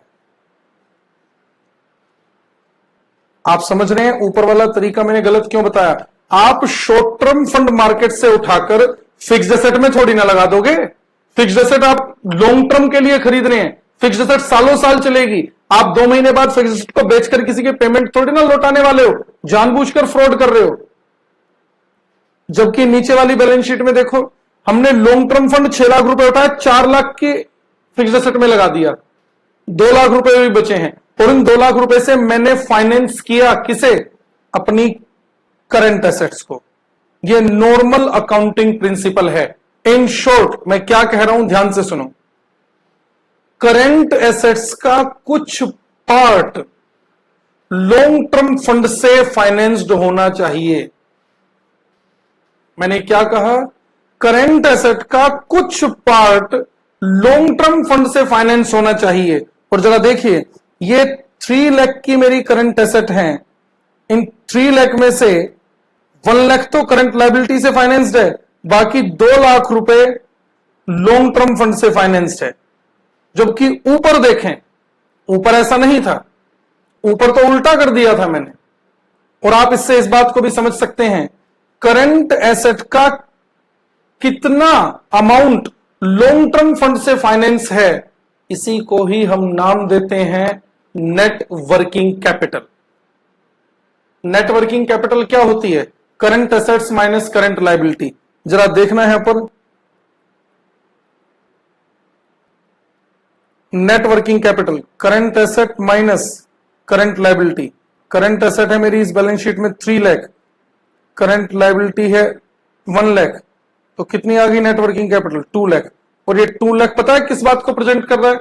ये 2 लाख प्रेजेंट कर रहा है कि लॉन्ग टर्म फंड का 2 लाख रुपया करंट एसेट्स में इन्वेस्टेड है। और यही नॉर्मल बिजनेस प्रिंसिपल है। हमेशा के लिए ध्यान रखोगे, ऊपर नेट वर्किंग कैपिटल निकाल कर देखना, करंट एसेट है हमारी 1 लाख, करंट लायबिलिटी है 3 लाख, ये तो नेट वर्किंग कैपिटल निगेटिव आ जाएगी। दिखाई दे रहा है आपको? तो यानी नॉर्मल आपको फाइनेंस प्रिंसिपल मैंने क्या बताया? लॉन्ग टर्म फंड का कुछ पार्ट करंट एसेट्स में इन्वेस्ट होना चाहिए, ऐसे कहो, या मैं ऐसे कहूं, करंट एसेट्स का कुछ पार्ट लॉन्ग टर्म फंड से फाइनेंस होना चाहिए। बात समझ आ रही है? अब जरा ध्यान देना, इस रेशो को देखते हैं, जो रेशो हम डिस्कस कर रहे थे, फिक्स्ड एसेट रेशो। ये निकाली कैसे जाती है? Fixed assets ratio, net fixed assets divide by long term fund. मेरे इस एग्जांपल में देखिए, ये जो मैंने सेकंड बैलेंस शीट बनाई है, net fixed assets 4 lakh divide by long term fund 6 lakh. कितनी आ जाएगी रेशो? 4 डिवाइड बाई 6, 0.6666 ये आ रही है। और ये रेशो हमेशा 1 से कम ही होनी चाहिए। आप समझो 1 कब होगी? सर जब फिक्स्ड एसेट भी 6 लाख की हो जाए और लॉन्ग टर्म फंड भी 6 लाख का हो जाए, तो ये रेशो 1 आएगी। तो मैंने कहा ये 1 से कम ही होनी चाहिए। और जो आइडियल रेशो मानी गई है वो यही मानी गई है जो मैंने यहां पर एग्जांपल बनाया है। ये देखिए, the ratio should not be more than 1। ये रेशो 1 से ज्यादा नहीं होनी चाहिए। और ये रेशो 1 से ज्यादा कब होगी? ये रेशो 1 से ज्यादा होगी इस सिचुएशन में। आप देख रहे हैं, फिक्स्ड एसेट 6 लाख की और लॉन्ग टर्म फंड 4 लाख का, तो ये रेशो 1 से ज्यादा इस केस में होगी। और यहां पर तो हमें पता चल रहा है क्लियर कट कंपनी ने फ्रॉड किया हुआ है। तो वही चीज पढ़ो जरा यहां पर, the ratio should not be more than 1, the ideal ratio is 0.67। जो आइडियल रेशियो मानी गई है वो 0.67 मानी गई है, जैसा कि मैंने यहां पर आपको इस बैलेंस शीट के थ्रू प्रेजेंट करके दिखाया है। ये रहा 0.67 कहो 0.6666 कहो, एक ही बात है। वापस देखते हैं, it is sound principle of finance, पढ़ना जरा words, it is sound principle of finance that fixed asset should be financed out of long term fund. Fixed asset में जो पैसा लगाया हुआ है वो लॉन्ग टर्म फंड से ही होना चाहिए। As a matter of fact, a part of working capital termed as core working capital should also be financed by long term fund। Working capital का भी कुछ पार्ट लॉन्ग टर्म फंड से finance होना चाहिए, जैसा कि मैंने आपको यहां पूरा डिटेल में प्रेजेंट करके दिखाया है।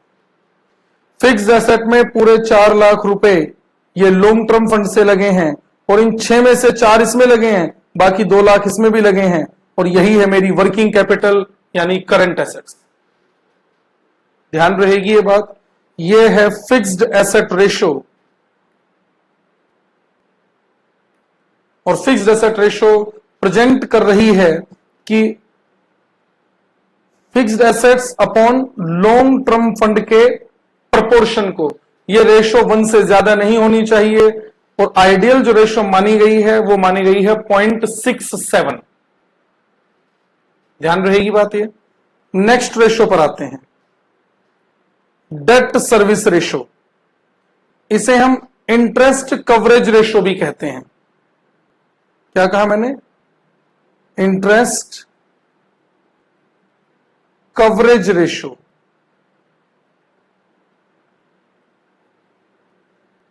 इंटरेस्ट कवरेज रेशो जरा ध्यान देना, एक कंपनी का ईबीआईटी है, ईबीआईटी कहा मैंने 7 लाख माइनस इंटरेस्ट 6 लाख, यह आ गया earning before tax 1 lakh minus tax 50% का 50,000, अर्निंग आफ्टर टैक्स 50,000। ये एक कंपनी है, एक कंपनी का इनकम स्टेटमेंट है, और ये कंपनी आपसे कह रही है कि आप हमें लोन दें। क्या आप इस कंपनी को लोन देंगे? ये मेरा क्वेश्चन है।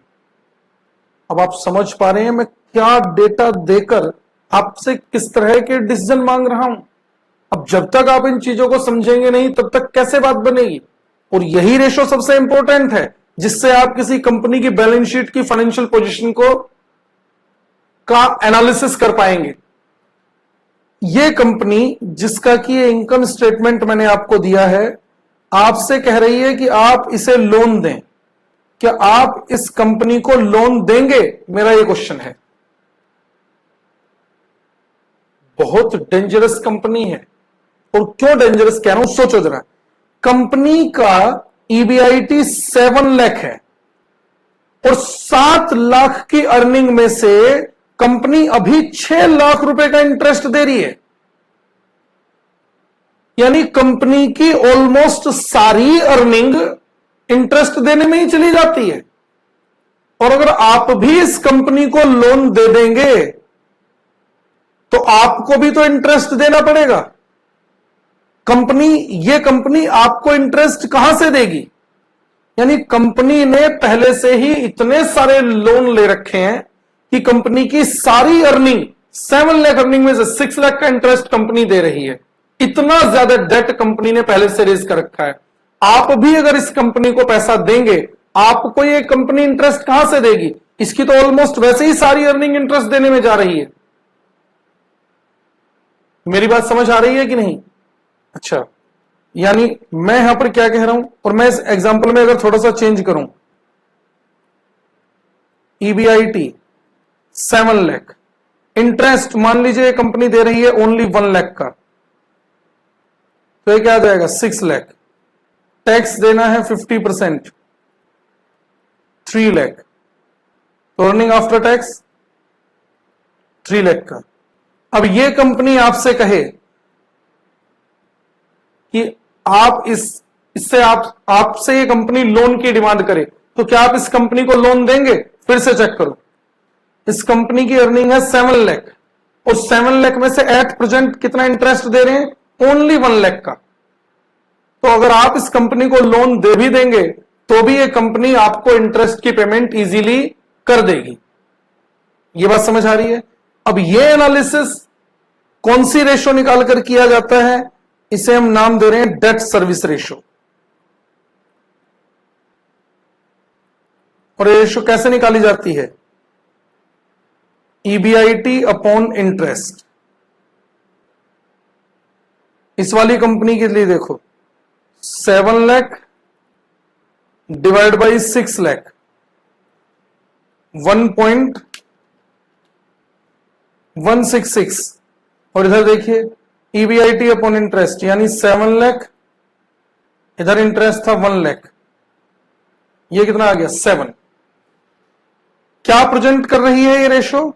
कंपनी का EBIT इंटरेस्ट से, इंटरेस्ट का कितने गुना है?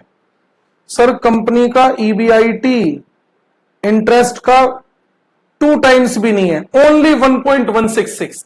और इधर देखना कंपनी का EBIT इंटरेस्ट का 7 टाइम्स है, ये तो बहुत ज्यादा है। और अगर बहुत ज्यादा है तो ये बेस्ट है, इस केस में कंपनी को लोन दिया जा सकता है। समझ आ रही है बात? कैसे निकाली है मैंने रेशो? EBIT अपॉन इंटरेस्ट, जितनी ये रेशो ज्यादा होगी उतनी बेस्ट रहेगी। और जो आइडियल रेशो है वो यही मानी गई है 6-7 वाली, यानी कंपनी का EBIT इंटरेस्ट से 6-7 टाइम्स होना चाहिए। देख लेते हैं, ये देखिए डेट सर्विस रेशो कैसे निकाली जाती है, पढ़ना जरा, ये फॉर्मूला क्या लिखा है? Net profit before interest and tax, लिख लो शॉर्ट में, that is EBIT divide by interest charge यानी इंटरेस्ट। यही तो फॉर्मूला लिखा है मैंने। और जरा ध्यान से पढ़ने वाली बात, higher the ratio higher the profitability, जितनी रेशो ज्यादा होगी उतना कंपनी की प्रॉफिटेबिलिटी ज्यादा है। The ideal ratio should be 6-7 times, ideal ratio 6-7 times तक की होनी चाहिए। देखिए इंपॉर्टेंट पॉइंट्स हैं जो आपको याद रखने पड़ेंगे। ये 4th रेशो मैंने यहां पर डिस्कस की है, बात समझ आ रही है? और ये किसके लिए इंपॉर्टेंट है? जो कंपनी को लोन देने वाले हैं, जो लेंडर्स हैं कंपनी के, वो इस तरह की रेशो निकालकर चेक करेंगे कि हां इस कंपनी को लोन देना चाहिए या नहीं। ये देखो सिग्निफिकेंस पढ़िए, the ratio is the key indicator to the lender to assess the extent of ability of the borrower to service the loan in regard to timely payment of interest and repayment of loan installment।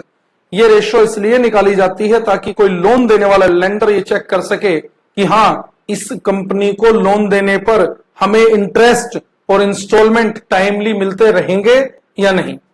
जितनी ये ratio ज्यादा होगी उतनी ये ratio best होगी। कोई problem है?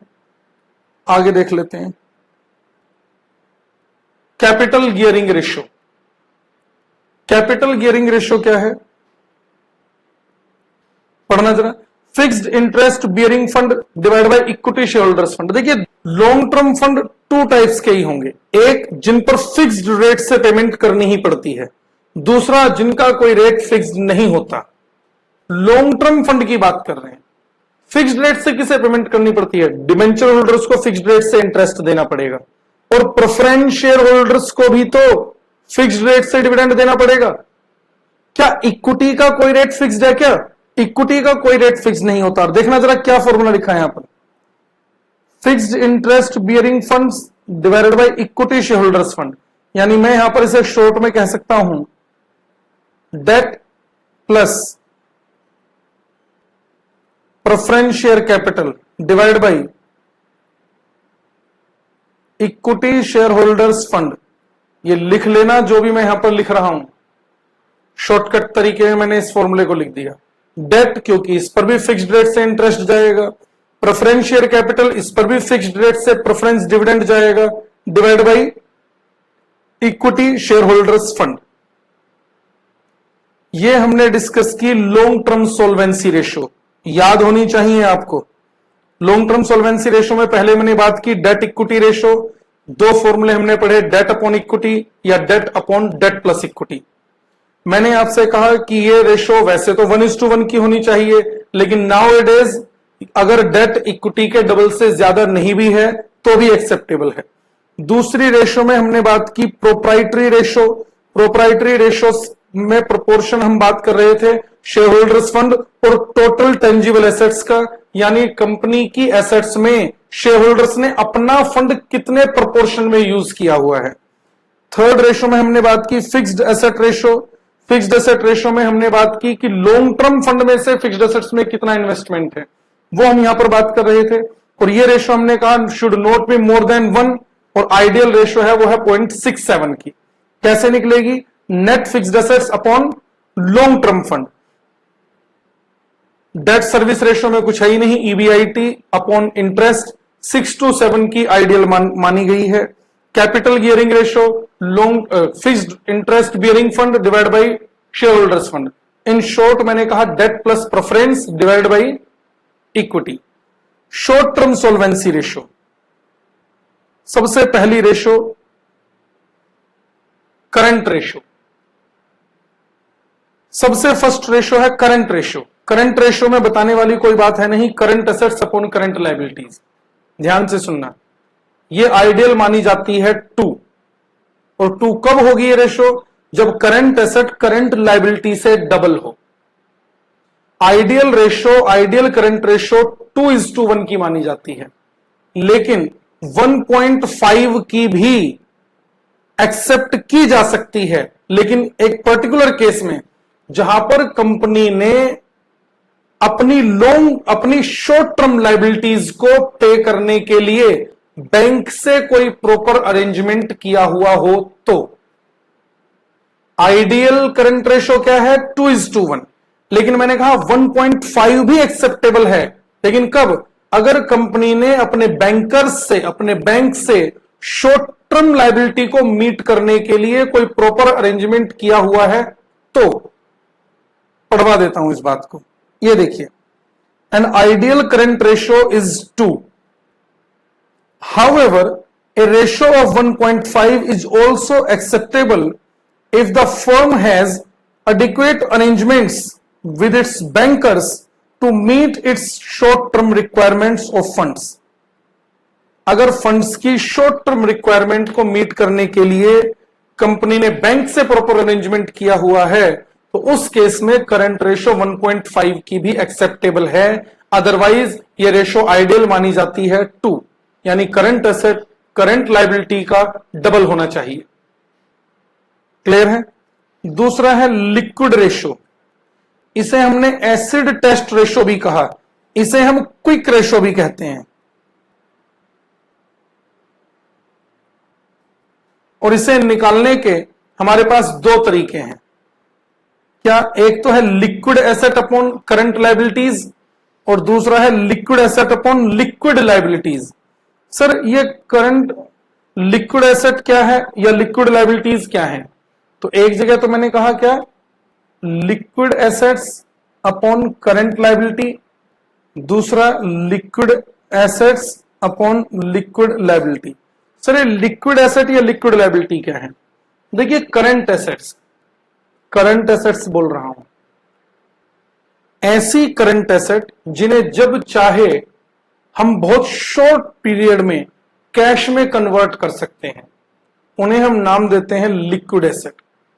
ऐसी करंट एसेट जिन्हें जब चाहे तब शॉर्ट पीरियड में कैश में कन्वर्ट किया जा सकता हो, लिक्विड एसेट, सेम इसी तरह लिक्विड लायबिलिटी, ऐसी करंट लायबिलिटी जिनकी बहुत जल्दी पेमेंट करनी पड़ सकती हो उसे हम लिक्विड लायबिलिटी कहते हैं। ध्यान से समझना, कैसे निकाल सकते हैं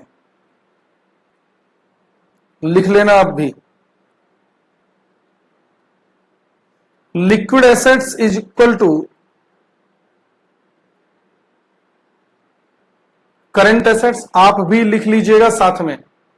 liquid assets is equal to current assets minus, बताइए करंट एसेट्स, ऐसी कौन सी करंट एसेट है जिन्हें हम डायरेक्टली बहुत शॉर्ट पीरियड में कैश में कन्वर्ट नहीं कर सकते? डेटर्स, डेटर्स से पैसा लिया जा सकता है।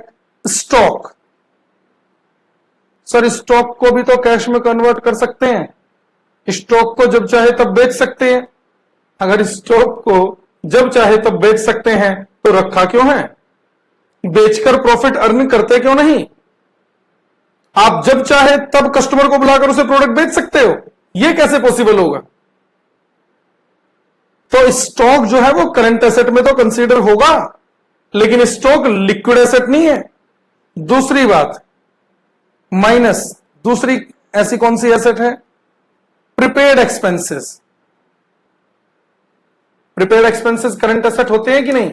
हाँ करंट एसेट में आते हैं, लेकिन आपने अगर कुछ पेमेंट, कुछ एक्सपेंसेस एडवांस में पे कर दिए हैं तो क्या आप जब चाहे तब उस पैसे को वापस ले सकते हो? नहीं, जो आपने पे कर दिया वो तो फ्यूचर में एडजस्ट ही होगा, वापस थोड़ी ना ले सकते हो किसी को एडवांस में खर्चे पे कर दिए हैं तो मैंने क्या कहा, करंट एसेट्स में से अगर हम स्टॉक माइनस कर दें, अगर हम प्रीपेड एक्सपेंसेस माइनस कर दें तो हमारी लिक्विड एसेट्स आ जाती है। इसी तरह लिक्विड लायबिलिटी की बात कर लेते हैं।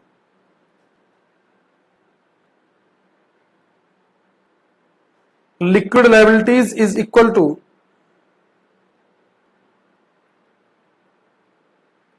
करंट लायबिलिटीज माइनस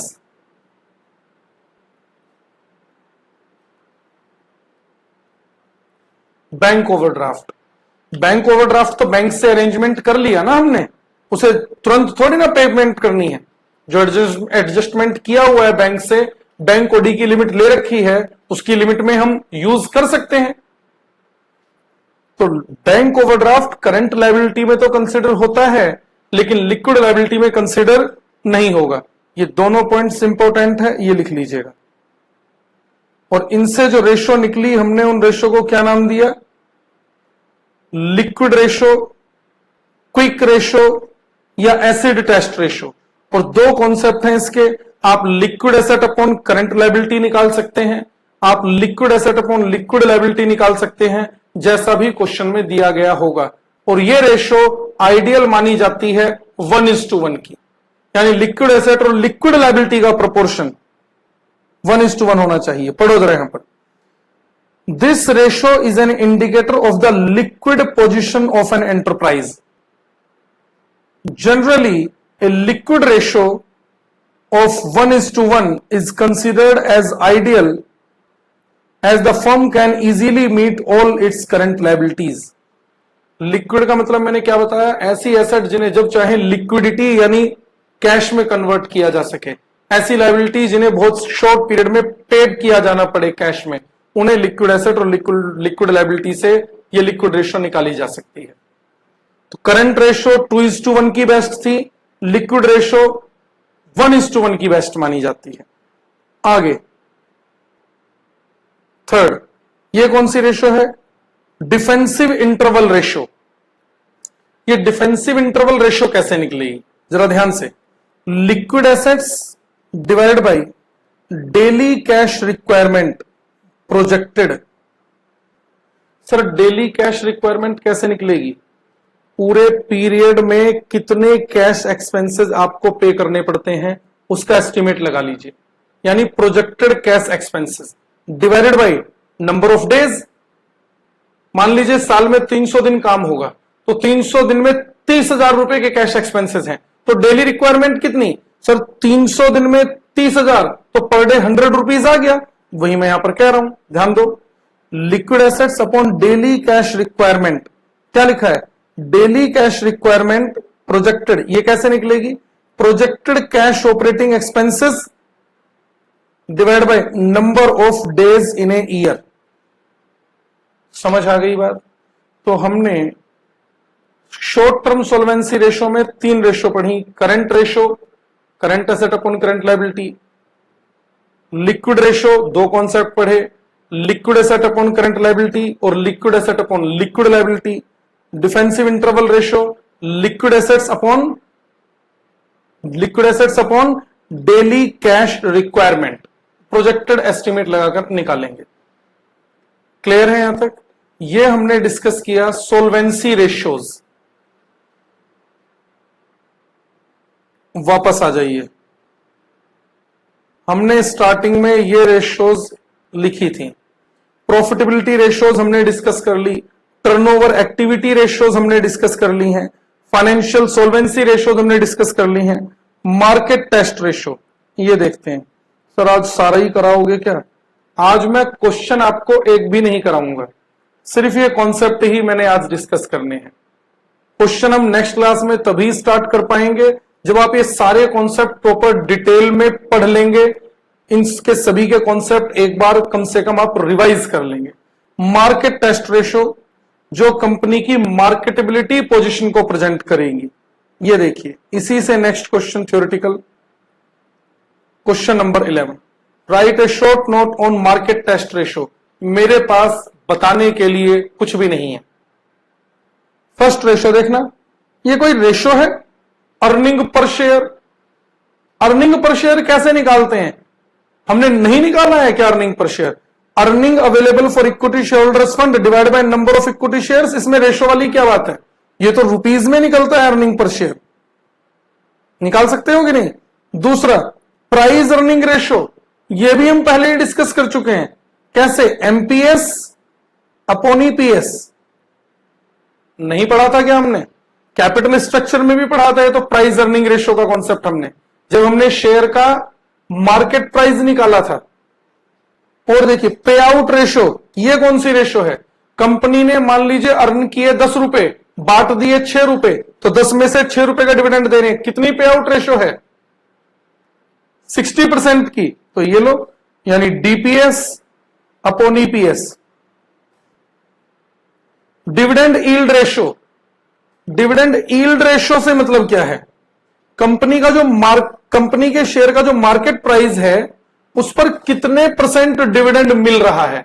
यानी कुछ भी नहीं करना है, डीपीएस अपॉन एमपीएस इंटू 100। ये यील्ड रेशो है परसेंटेज में, ये भी परसेंटेज में निकाली जा सकती है। बाकी ऊपर वाली रेशो जो है वो टाइम्स में रहेंगी, ये टाइम्स में रहेगी और अर्निंग पर शेयर रुपीज में होगा। ये लो, इन 4 रेशोज में तो कुछ था ही नहीं। अर्निंग पर शेयर मैं पहले ही निकलवा चुका हूं आपको, लीवरेज चैप्टर में भी हमने कितने ही क्वेश्चंस में ईपीएस निकाला है। प्राइस अर्निंग रेशो हम पहले डिस्कस कर चुके हैं, एमपीएस अपॉन ईपीएस होती है। पे आउट रेशो में कुछ है नहीं, जितना कमाया उसमें से कितने परसेंट डिविडेंड बांट दिया है, यानी डीपीएस अपॉन ईपीएस। और डिविडेंड यील्ड रेशो हम डीपीएस यानी डिविडेंड पर शेयर और एमपीएस मार्केट प्राइस की बात करते हैं इंटू 100। ये रेशोज के सारे कॉन्सेप्ट मैं डिस्कस कर चुका हूं आपके साथ। और आज मैंने कहा मैं आपको कोई क्वेश्चन कराऊंगा नहीं। आज की क्लास में जो हमने ये सारे कॉन्सेप्ट डिस्कस किए हैं, नेक्स्ट क्लास देखने से पहले कम से कम 2 बार मैंने कहा ये सारे कॉन्सेप्ट्स इसी तरह से गो थ्रू कर लेना जैसे मैंने आपको कराए हैं। चलिए एक बार फटाफट से क्विक रिवीजन लेते हैं इन सबका।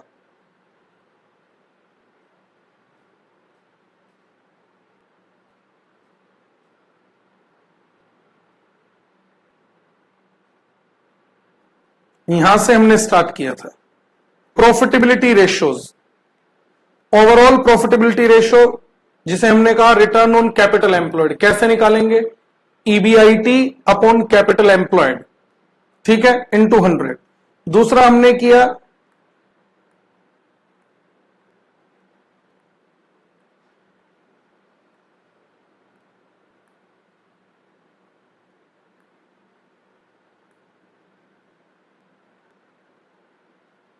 हाँ जी, overall profitability ratio.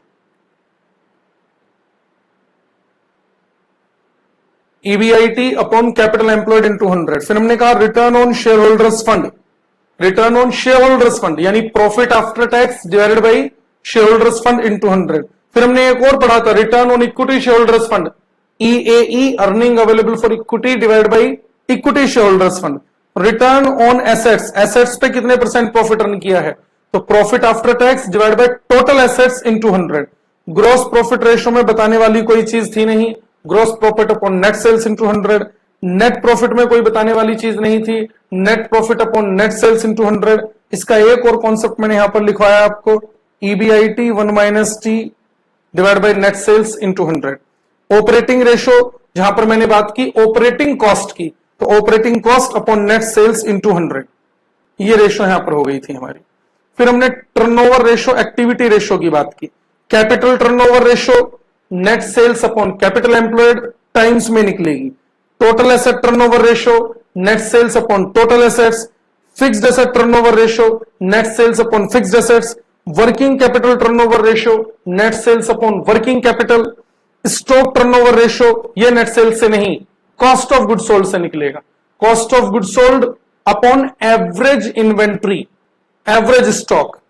Debtor turnover ratio credit sales upon average accounts receivables. Creditors turnover ratio credit purchases upon average accounts payables. Clear है ये पॉइंट? और हमने इनसे फिर डेट कलेक्शन पीरियड और स्टॉक होल्डिंग पीरियड की बात की। स्टॉक होल्डिंग पीरियड आप सीधा सीधा निकालो, 12 मंथ्स 52 वीक्स और 60 days divide by stock turnover ratio, या फिर इसका शॉर्टकट तरीका मैंने आपको यहां पर ये बताया, average stock divide by COGS into, जिसमें भी आपको निकालना हो वो आप निकाल सकते हैं। इसी तरह डेटर टर्नओवर रेशियो से हम डेट कलेक्शन पीरियड निकाल सकते हैं, सीधा सीधा 12 months divide by debtor turnover ratio कर दो, या यहां पर देखिए average accounts receivable divide by credit sales into 12 months, अगर मंथ में निकालना है तो। क्रेडिट पीरियड भी निकाल सकते हैं, average accounts payable divide by credit purchases into 12 months oblique 52 weeks oblique 360 days, या फिर 12 months divide by creditors turnover ratio. इसके बाद हम बात कर रहे थे फाइनेंशियल रेशियोज पर, debt equity ratio, debt upon equity या debt upon debt plus equity. ये ratio debt equity ratio equal best मानी जाती हैं, लेकिन आज की डेट में डेट अगर इक्विटी के डबल से ज्यादा नहीं है तो भी चलेगा। प्रोप्राइटरी रेशियो पर हमने बात की, प्रोप्राइटर्स का फंड टोटल एसेट्स में क्या प्रोपोर्शन रखता है, यानी proprietors fund share holders fund divide by total tangible assets. Fixed assets ratio, fixed assets और लॉन्ग टर्म फंड की रेशियो है ये, यानी net fixed assets upon total long term fund, और ये आइडियल मानी जाती है 0.6666 की। Debt service ratio EBIT upon interest 6 to 7 times ये बेस्ट माना जाता है। कैपिटल गियरिंग रेशियो यानी fixed rate bearing fund divide by variable fund, यानी debt plus preference divide by equity share holders fund. Current ratio, current ratio में हमने बात की current ratio current asset upon current liability 2 ideal मानी जाती है, 1.5 भी एक्सेप्टेबल है अगर कंपनी ने बैंकर्स के साथ शॉर्ट टर्म लायबिलिटी को मीट करने के लिए प्रॉपर अरेंजमेंट किए हुए हैं तो। Liquid ratio, quick ratio, acid test ratio, दो कॉन्सेप्ट हैं, liquid asset upon current liability या फिर liquid asset upon liquid liability. और ये लिक्विड एसेट कैसे निकलेंगी वो मैंने लिखा, करंट एसेट्स में से एक स्टॉक माइनस कर दो, एक प्रीपेड एक्सपेंसेस। लिक्विड लायबिलिटी कैसे निकलेगी, करंट लायबिलिटी में से बैंक ओवरड्राफ्ट माइनस कर दीजिए। Defensive interval ratio, defensive interval ratio यानी liquid assets upon daily cash requirement, जो एस्टिमेट निकालकर लगाकर निकालेंगे। मार्केट ट्रस्ट रेशियो में अर्निंग पर शेयर कोई रेशियो नहीं है, earning available for equity divide by number of equity shares. Price earning ratio इसमें कुछ नहीं है, market price per share divide by earning per share. Payout ratio इसमें कुछ नहीं है, dividend per share divide by earning per share. और dividend yield ratio यानी dividend per share divide by market price per share into 100। ये सारे concept आपने मैंने कहा कम से कम 2 बार रिवाइज करने हैं, और 2 बार रिवाइज करने के बाद ही इस रेशियो एनालिसिस की सेकंड क्लास पर आप चलेंगे। ध्यान रहेगी ये बात। आज की क्लास में हम रखेंगे इतना ही। ये जो भी कॉन्सेप्ट्स मैंने डिस्कस किए हैं प्रॉपर रिवाइज कर लीजिएगा। इससे रिलेटेड क्वेश्चंस हम स्टार्ट करेंगे नेक्स्ट क्लास में, और मैं पहले ही बता चुका हूं ये चैप्टर आपके लिए मोस्ट इंपॉर्टेंट चैप्टर है। प्लीज रिवाइज कर लीजिएगा। मिलते हैं फिर नेक्स्ट क्लास में। आज यहीं तक रखते हैं। Thank you very much.